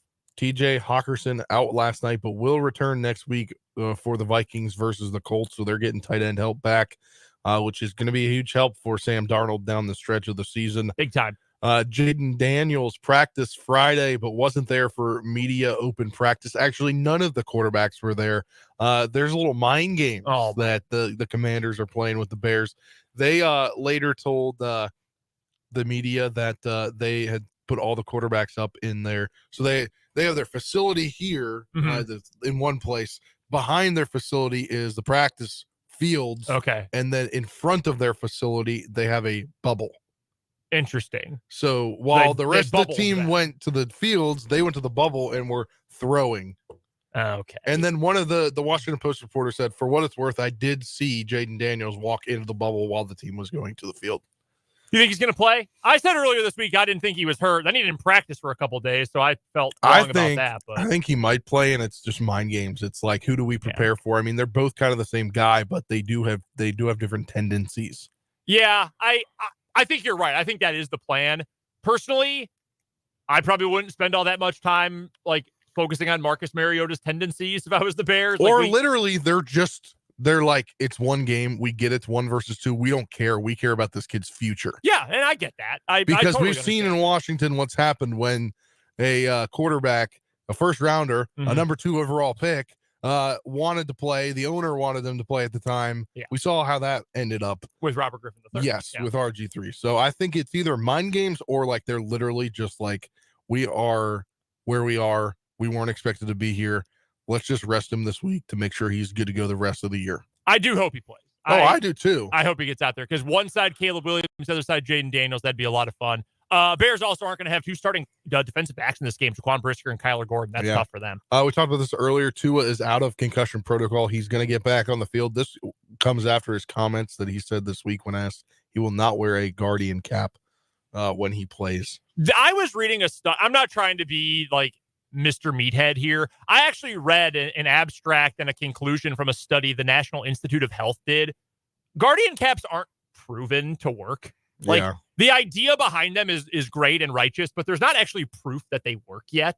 So I don't really blame Tua, to be honest with you. I don't either. Jonathan Taylor is going to be back at running back for the Colts as they take on the Texans after he missed his last 3 games. Good for them. Deontay Johnson, Adam Thielen, they're both out for Carolina's games versus Denver, along with quarterback Andy Dalton. Dan picked that game for his Prairie Band Sportsbook picks this week. I did it. He's on Carolina plus 11.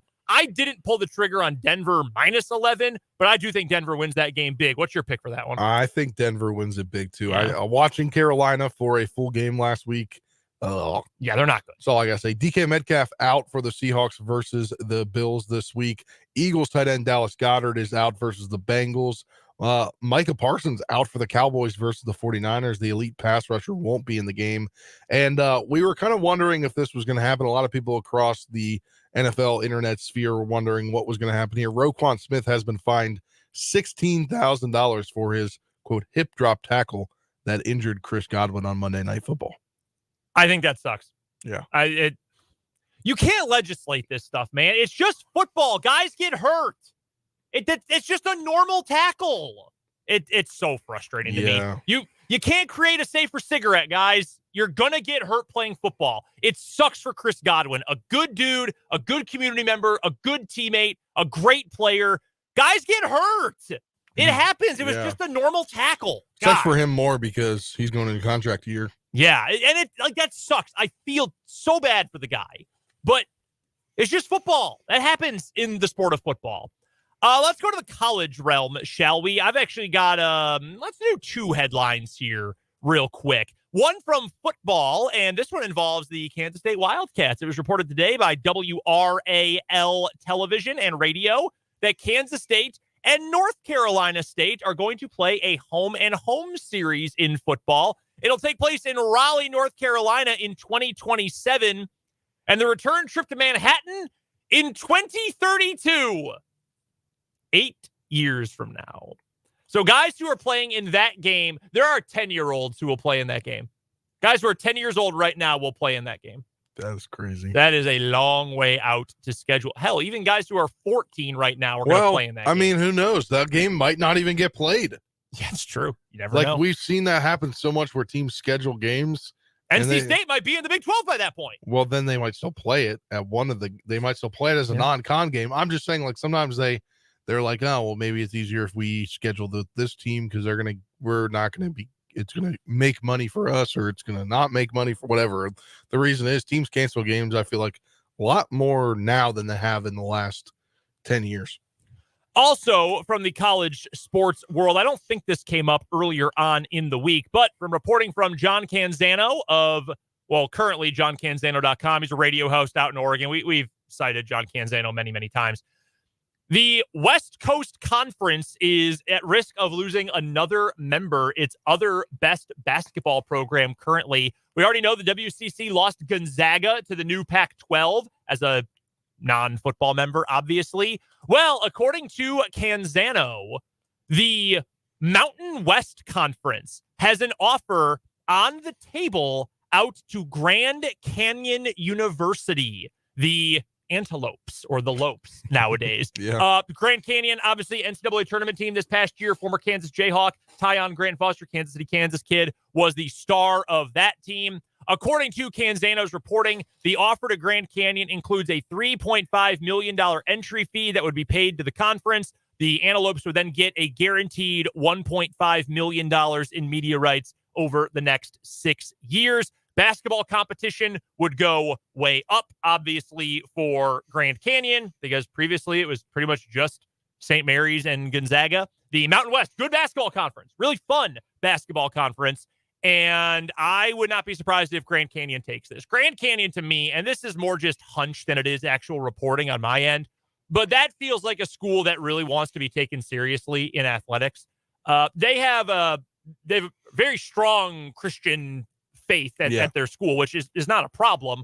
A lot of people connect it and compare it to Liberty on the East Coast, which has all sorts of issues. Again, very religious Christian institution, not in and of itself a problem, but there are some political things involved with Liberty, and a lot of people don't like to deal with them. That's why they had a hard time getting into a conference. That's why they had a hard time being respected as an athletic institution as well as an academic institution. Well, especially after the stuff their president did. Well, exactly. So Grand Canyon, I think, with those comparisons, trying to say, hey, no, we're all on the straight and narrow. You need to take us seriously. And well, their basketball program has certainly brought plenty of attention and has led people to take them very, very seriously as of late. So I think this would be a good move for Grand Canyon. Also, according to reporting, the Mountain West is still interested in both Northern Illinois and Toledo as football-only members. Again, we've said this now 3 times. Don't do it. Don't do it. Leave the MAC as it is. It is a great conference. It is uniform more so than any other league is uniform, and they're even adding UMass. Don't do it. Stay where you are, NIU and Toledo. You're much better off in the MAC. Any other headlines for you today, Spencer? No, we got something to do here. Let's do it. Oh, no. Oh, that build up. I thought I turned it on. All right, we restart it. It's time for the 580 Sports Talk Playoff Roundup. Major Friday vibe with that. Yeah, I made sure that we were in program 3 so that the people on YouTube could hear it. Oh, and good. I thought I clicked the on button, but I did not. All right, playoff roundup. Major League Baseball. The World Series begins tonight. Ace matchup on the hill. It'll be Garrett Cole for the Yankees against Jack Flaherty for the Dodgers. I did see a report earlier today from ESPN that the Dodgers are, I guess, concerned about a dip in Flaherty's velocity last time out. He did not pitch especially well for the Dodgers last time out in the NLCS against the Mets in that series that just had nothing but blowout final scores. He's been really good during the postseason for the most part. Optimistic view, if you're the Dodgers, honestly, look at Cole Reagans. Remember all those discussions we had over the summer about that little stretch, 2 or 3 starts where his velocity was down a couple miles per hour on average for his fastball? And we thought, what's wrong? Is it the elbow acting up again? Is it something else? Best case scenario for the Dodgers, just like it was for the Royals, things happen sometimes. It happens. Bounce back from it. He's gotten some time to rest. He's gotten plenty of time off. Get back on the horse. Give us your best for this game. I do think the Dodgers will get their best out of Jack Flaherty tonight. I don't know that it's actually going to matter. I am going to take the Yankees in game 1 behind Garrett Cole. Game 2 of the series is coming up tomorrow. Carlos Rodon versus Yoshinobu Yamamoto on the mound for the Dodgers. Let's start with just game 1 tonight. Who gets it done and why? I think Garrett Cole and the Yankees get it done tonight. It's hard to pick against Garrett Cole, man. He's so good. So good. Always has been. Yeah, I like Cole in this one. I just think the Yankees, too, when their bats are at their best, it is really, really hard to stop them. And now, if they're at their worst and the Dodgers are at their best, you can say the exact same thing, right? If Freddie Freeman's able to go, Mookie Betts, I mean, they've got all sorts of dudes who can just mash. I like the Yankees a little bit more overall in the series. I am going to take Yankees in 7. That is my official prediction for the World Series. I don't like it. It feels nasty to ever pick the Yankees. I don't want them to get ring 28. I do think they get it. I will say Yankees take it in 7 over the Dodgers. I'm going Yankees in 6. Yankees in 6. So pretty convincing then. Yeah, I think they win it in the Bronx. Right? That would be no, it'd be back in LA, wouldn't it? Close. Because it's 2-3-2. Maybe you're right. Yeah, I think it's still 2-3-2. Oh, for some reason I thought game 7 was I'm dumb. Yeah, well, because basketball does it that way. They do 2-2-1-1-1. Yeah. But yeah, it's 2-3. I think so. I think maybe one league changed it recently. I believe the World Series is still. Now I got to look this up. We'll look it up during the break. Yeah. But yeah, we're on the Yankees. I don't love it, but it is what it is. I think they've got too many stars in a battle of some of the biggest stars in all of Major League Baseball. That does it for today's 580 Sports Talk headlines. When we come back on the other side of the break, we will hear from Lawrence native and current Kansas State Wildcat Keenan Garber. He talked to our Dan Lucero a little bit earlier on this week about the Sunflower Showdown, which is coming up tomorrow night in Manhattan. We'll get Keenan Garber's take on the Sunflower Showdown coming up next on 580 Sports Talk.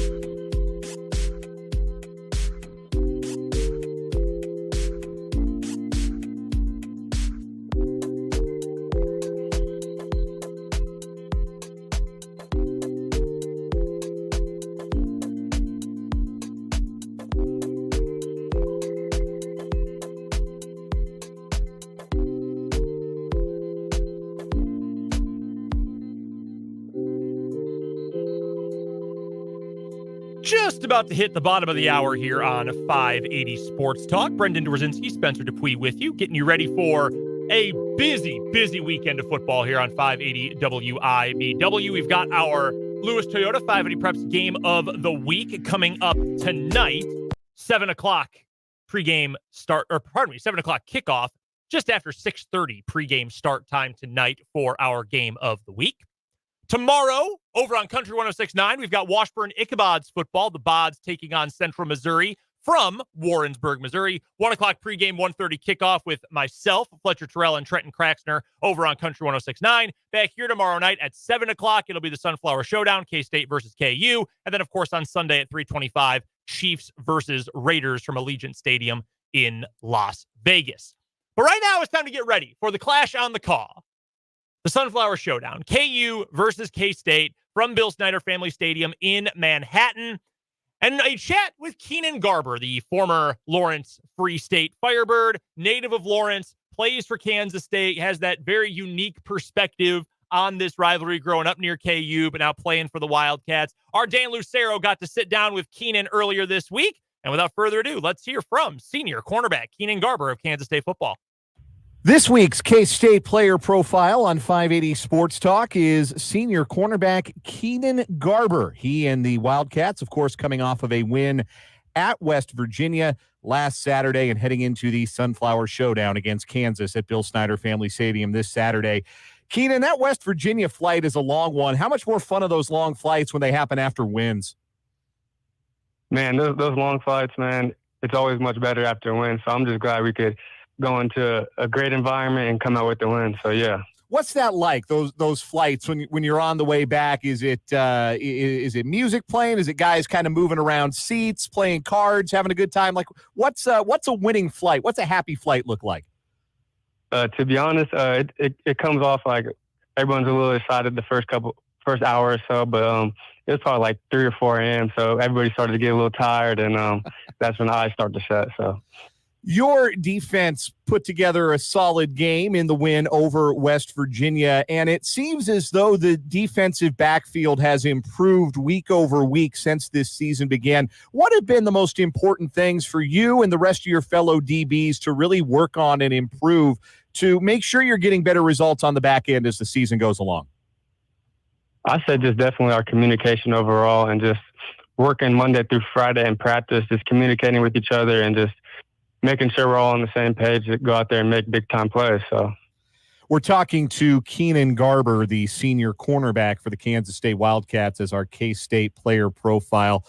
All right, Keenan, we know this one's personal for you, the Sunflower Showdown. It's personal for every Kansas kid, but I got to imagine it means something a little extra for somebody who grew up, is a Lawrence native, and now wears the purple of Kansas State. What are the emotions that you go through in this game week leading up to the game against the Kansas Jayhawks? What do you go through? What do you feel when you go into this game? Man, definitely a lot of emotions, definitely a lot of excitement. Just growing up as a little kid, I used to go to all these games, and I would just be on the hill playing tag football. So it's just crazy to be here now and be able to play in the game, and it just means the world to me. So it's an awesome experience every year. You have gotten to play in all of these games, even the one in your very first year back in 2019. That was the one game you got into, was the Kansas game. Take me back to that redshirt freshman year and being in uniform, being on the field in the Sunflower Showdown. Do you remember what that was like for you? Oh yeah, definitely. At that point in time in my career, I was a receiver. So just getting in at the end of the game, it was a surreal feeling to me, to be honest, just to be out there, have all my friends and family just watching me, and it was just an awesome time for me.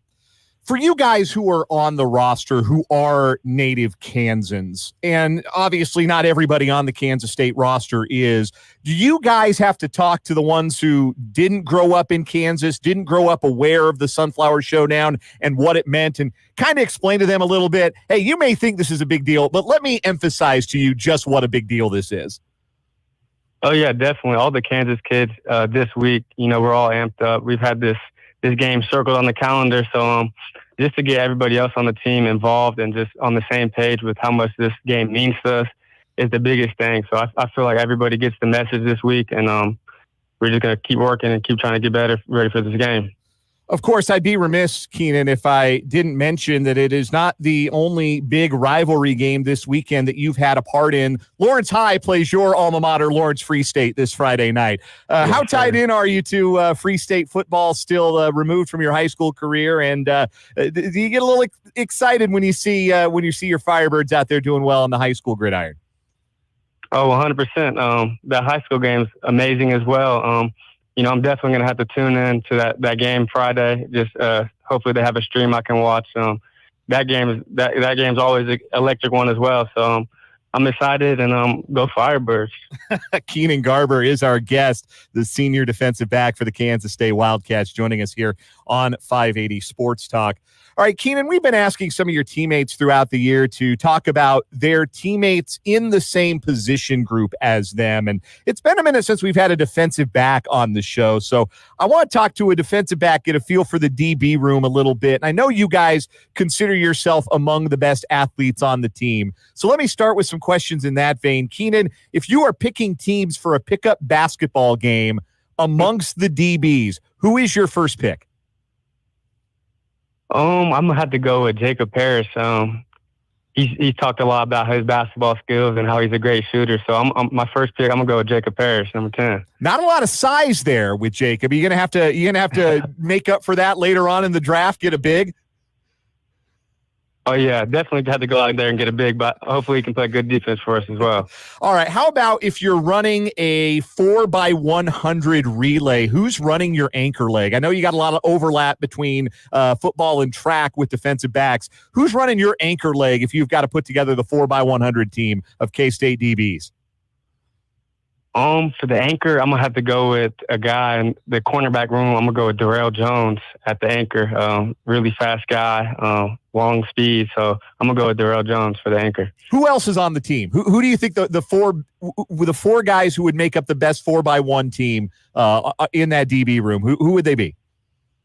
I'm going to go me, Jacob Parrish. Number 3, I'm going to throw Marquise Siegel in there. He took off on that pick 6 this week, so I'm going to throw Marquise in there. Yeah, he did. He showed a little breakaway speed on that pick 6 in Morgantown. So that's your 4x100 team. Let me then ask you, who is the smartest guy in the DB room? Who's the guy that maybe they've got a major or something you can't even pronounce, or who's the smartest guy in that room? Smartest guy in the room. I'm going to go with a cornerback, Jaden Cook. He's a very smart guy, very intelligent, and I think he's practicing to be a doctor, so I'm going to go with Jaden Cook. Yeah, never a wrong answer to go with the doctor. How about the funniest guy in the room? Funniest guy in the room? I'm going to go Justin James for sure. Justin James is a really funny guy. Keenan Garber joining us. He is our K-State player profile this week on 580 Sports Talk. As for yourself, Keenan, you've got your degree already, and you are working on another degree, another minor, according to the biographical information at kstatesports.com. Your degree is in social sciences. Your minor is in psychology. When your playing career is over, whenever that day comes, what are you hoping to do after football? After football, actually, I want to get into real estate with my brother for sure. And that's in Lawrence. So just plan on getting into real estate with him, just connect with him and see what we can do. And at the end of, again, whenever your playing career may be, what will you be the most grateful for about your football experience? And maybe that's an easier question to answer if somebody asks you that 5, 10, 20 years down the road. But what are you most grateful that the sport of football has given you? I would say definitely all the people that I've met, just from teammates and just the staff, just all great people that I can connect with in the future. So definitely that. Keenan Garber, senior cornerback for the Kansas State Wildcats, going into the Sunflower Showdown on Saturday against Kansas. The Lawrence native and former Free State Firebird will be suiting up, trying to continue the lengthy winning streak for the Wildcats over the Jayhawks. Keenan, a pleasure getting to know you a little bit and your teammates as well. Best of luck on Saturday and for the rest of the season. Yes, sir. I appreciate you. That is Keenan Garber speaking with our Dan Lucero a little bit earlier on this week.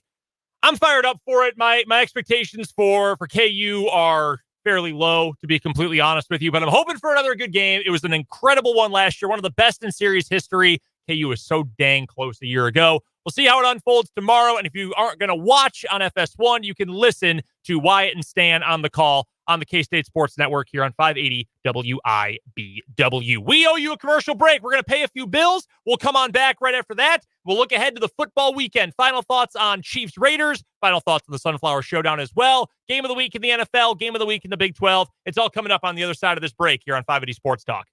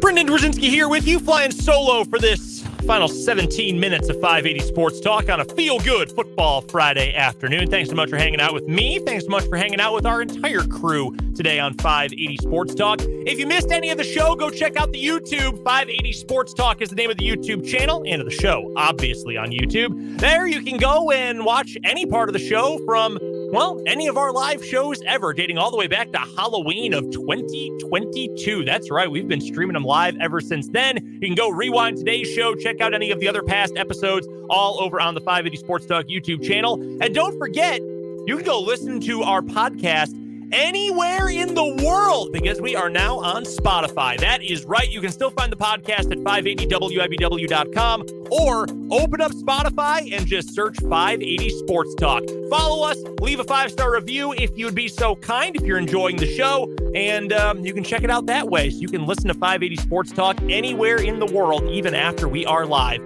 Just go find us on Spotify. So thrilled to finally be on that platform so everyone can listen even more easily to the 580 Sports Talk podcast. All right, a lot to get to from the upcoming football weekend here in our final segment of the show today. So let's get right to it. We will start with the NFL. Chiefs versus Raiders. I think the Chiefs are going to stomp them. I had the Chiefs of our three-man crew today with the lowest total score. Dan had them at 30. Spencer had them at 34. I had them at 27 because I think they might just run the ball for every single play in the second half and probably still won't even break a sweat winning in this game.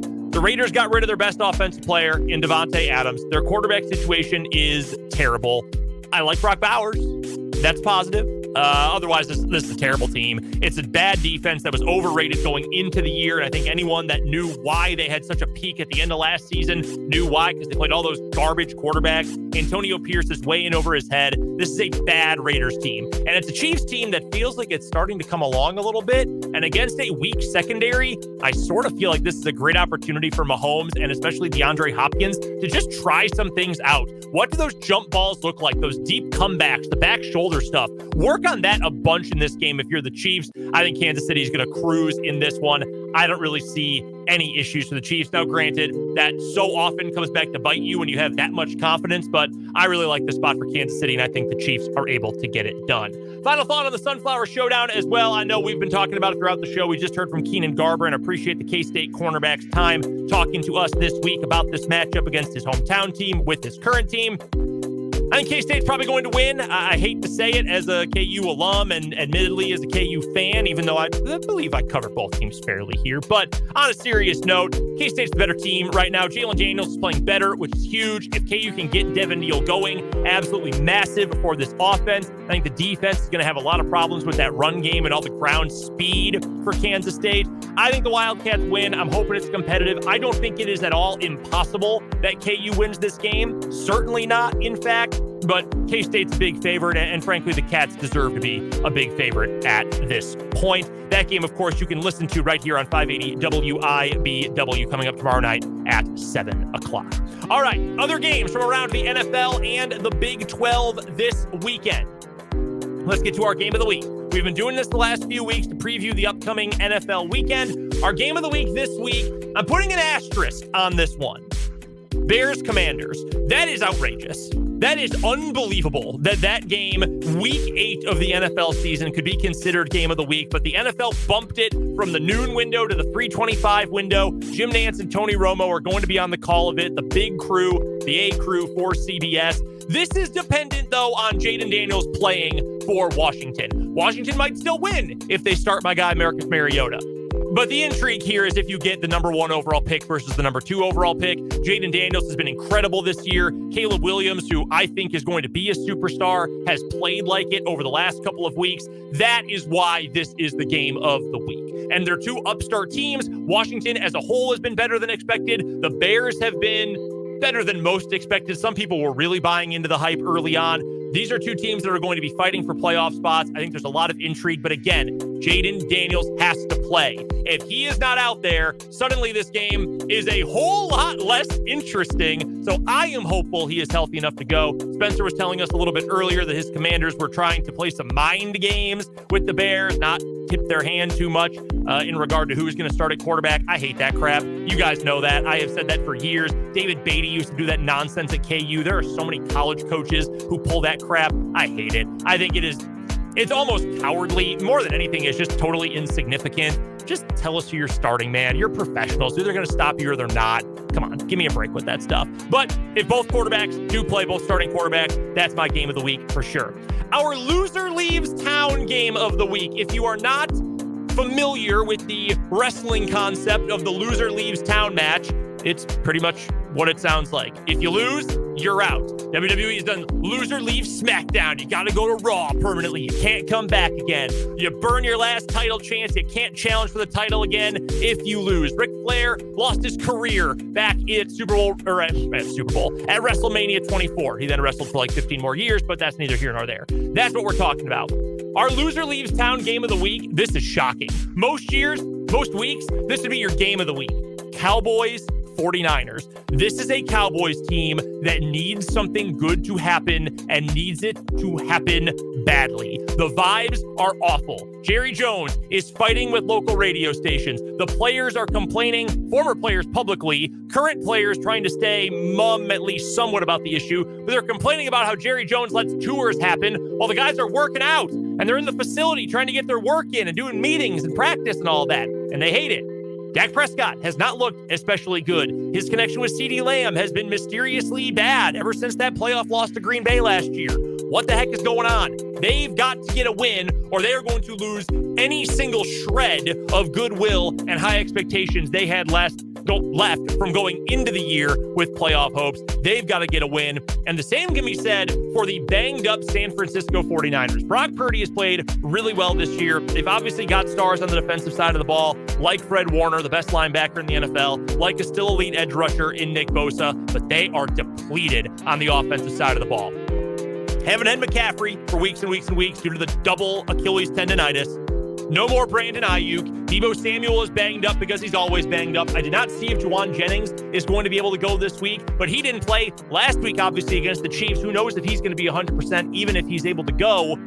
They've got to get a win. The 49ers, who played for a Super Bowl this past February, are currently last in the NFC West after the Rams won last night. Last. That team with that talent, that coach, that hype, all that. The Niners are last in the division. They've got to get a win. That's loser leaves town for me this week. Whoever loses that game, I'm willing to say it's time to put a fork in them. I'm willing to say even if they squeak into the 7th seed in the playoffs, not going to be a relevant player the rest of the way. That's why that's our loser leaves town game of the week. The other games that will be available locally this weekend. So on our local TV stations, no international game this week, so nothing early in the morning, but we will have Eagles versus Bengals, an NFC versus AFC showdown in Cincinnati. That game is going to be on CBS.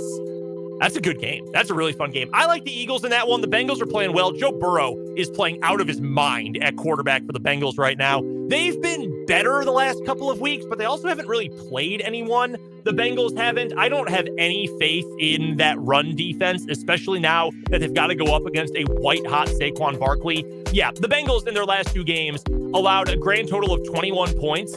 They played the Browns and the Giants. Now, both on the road, that's difficult.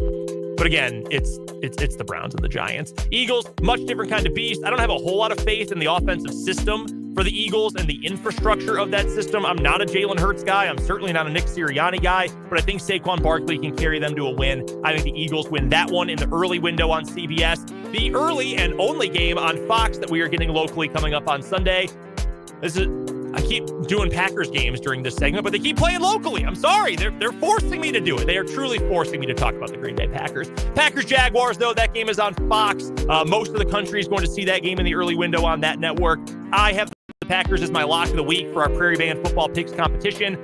I like the Packers in this spot quite a bit. The Jaguars turn it over a lot. Trevor Lawrence certainly does. I think their defense has been inflated by some bad opponents and their 2 wins recently. Meanwhile, Green Bay's offense, when it's humming, it's as good as any in the entire NFL. It might be the best in the entire NFL when Jordan Love is cooking. Plus, the Packers defense has more takeaways this year than anyone else in the league, and they beat the Texans last weekend without getting a single takeaway. Watch out for the green and gold. Packers, I like them over the Jaguars in that contest. Real quick, game of the week from the Big 12 outside of the Sunflower Showdown. It's kind of a gross slate of games.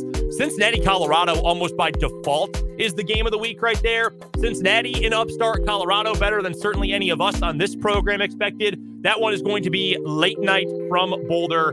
Fun matchup. I'm going to go with Colorado. I don't know if I've ever picked Colorado in the Coach Prime era. I just don't trust Cincinnati. This is a matchup of, I think, 2 of the lesser coaches in the entire Big 12, but I just can't trust Scott Satterfield's teams in a big spot. So give me Colorado in our Big 12 game of the week. We have to get to one final timeout. We'll come back after that, wrap up this Feel Good Friday edition of 580 Sports Talk.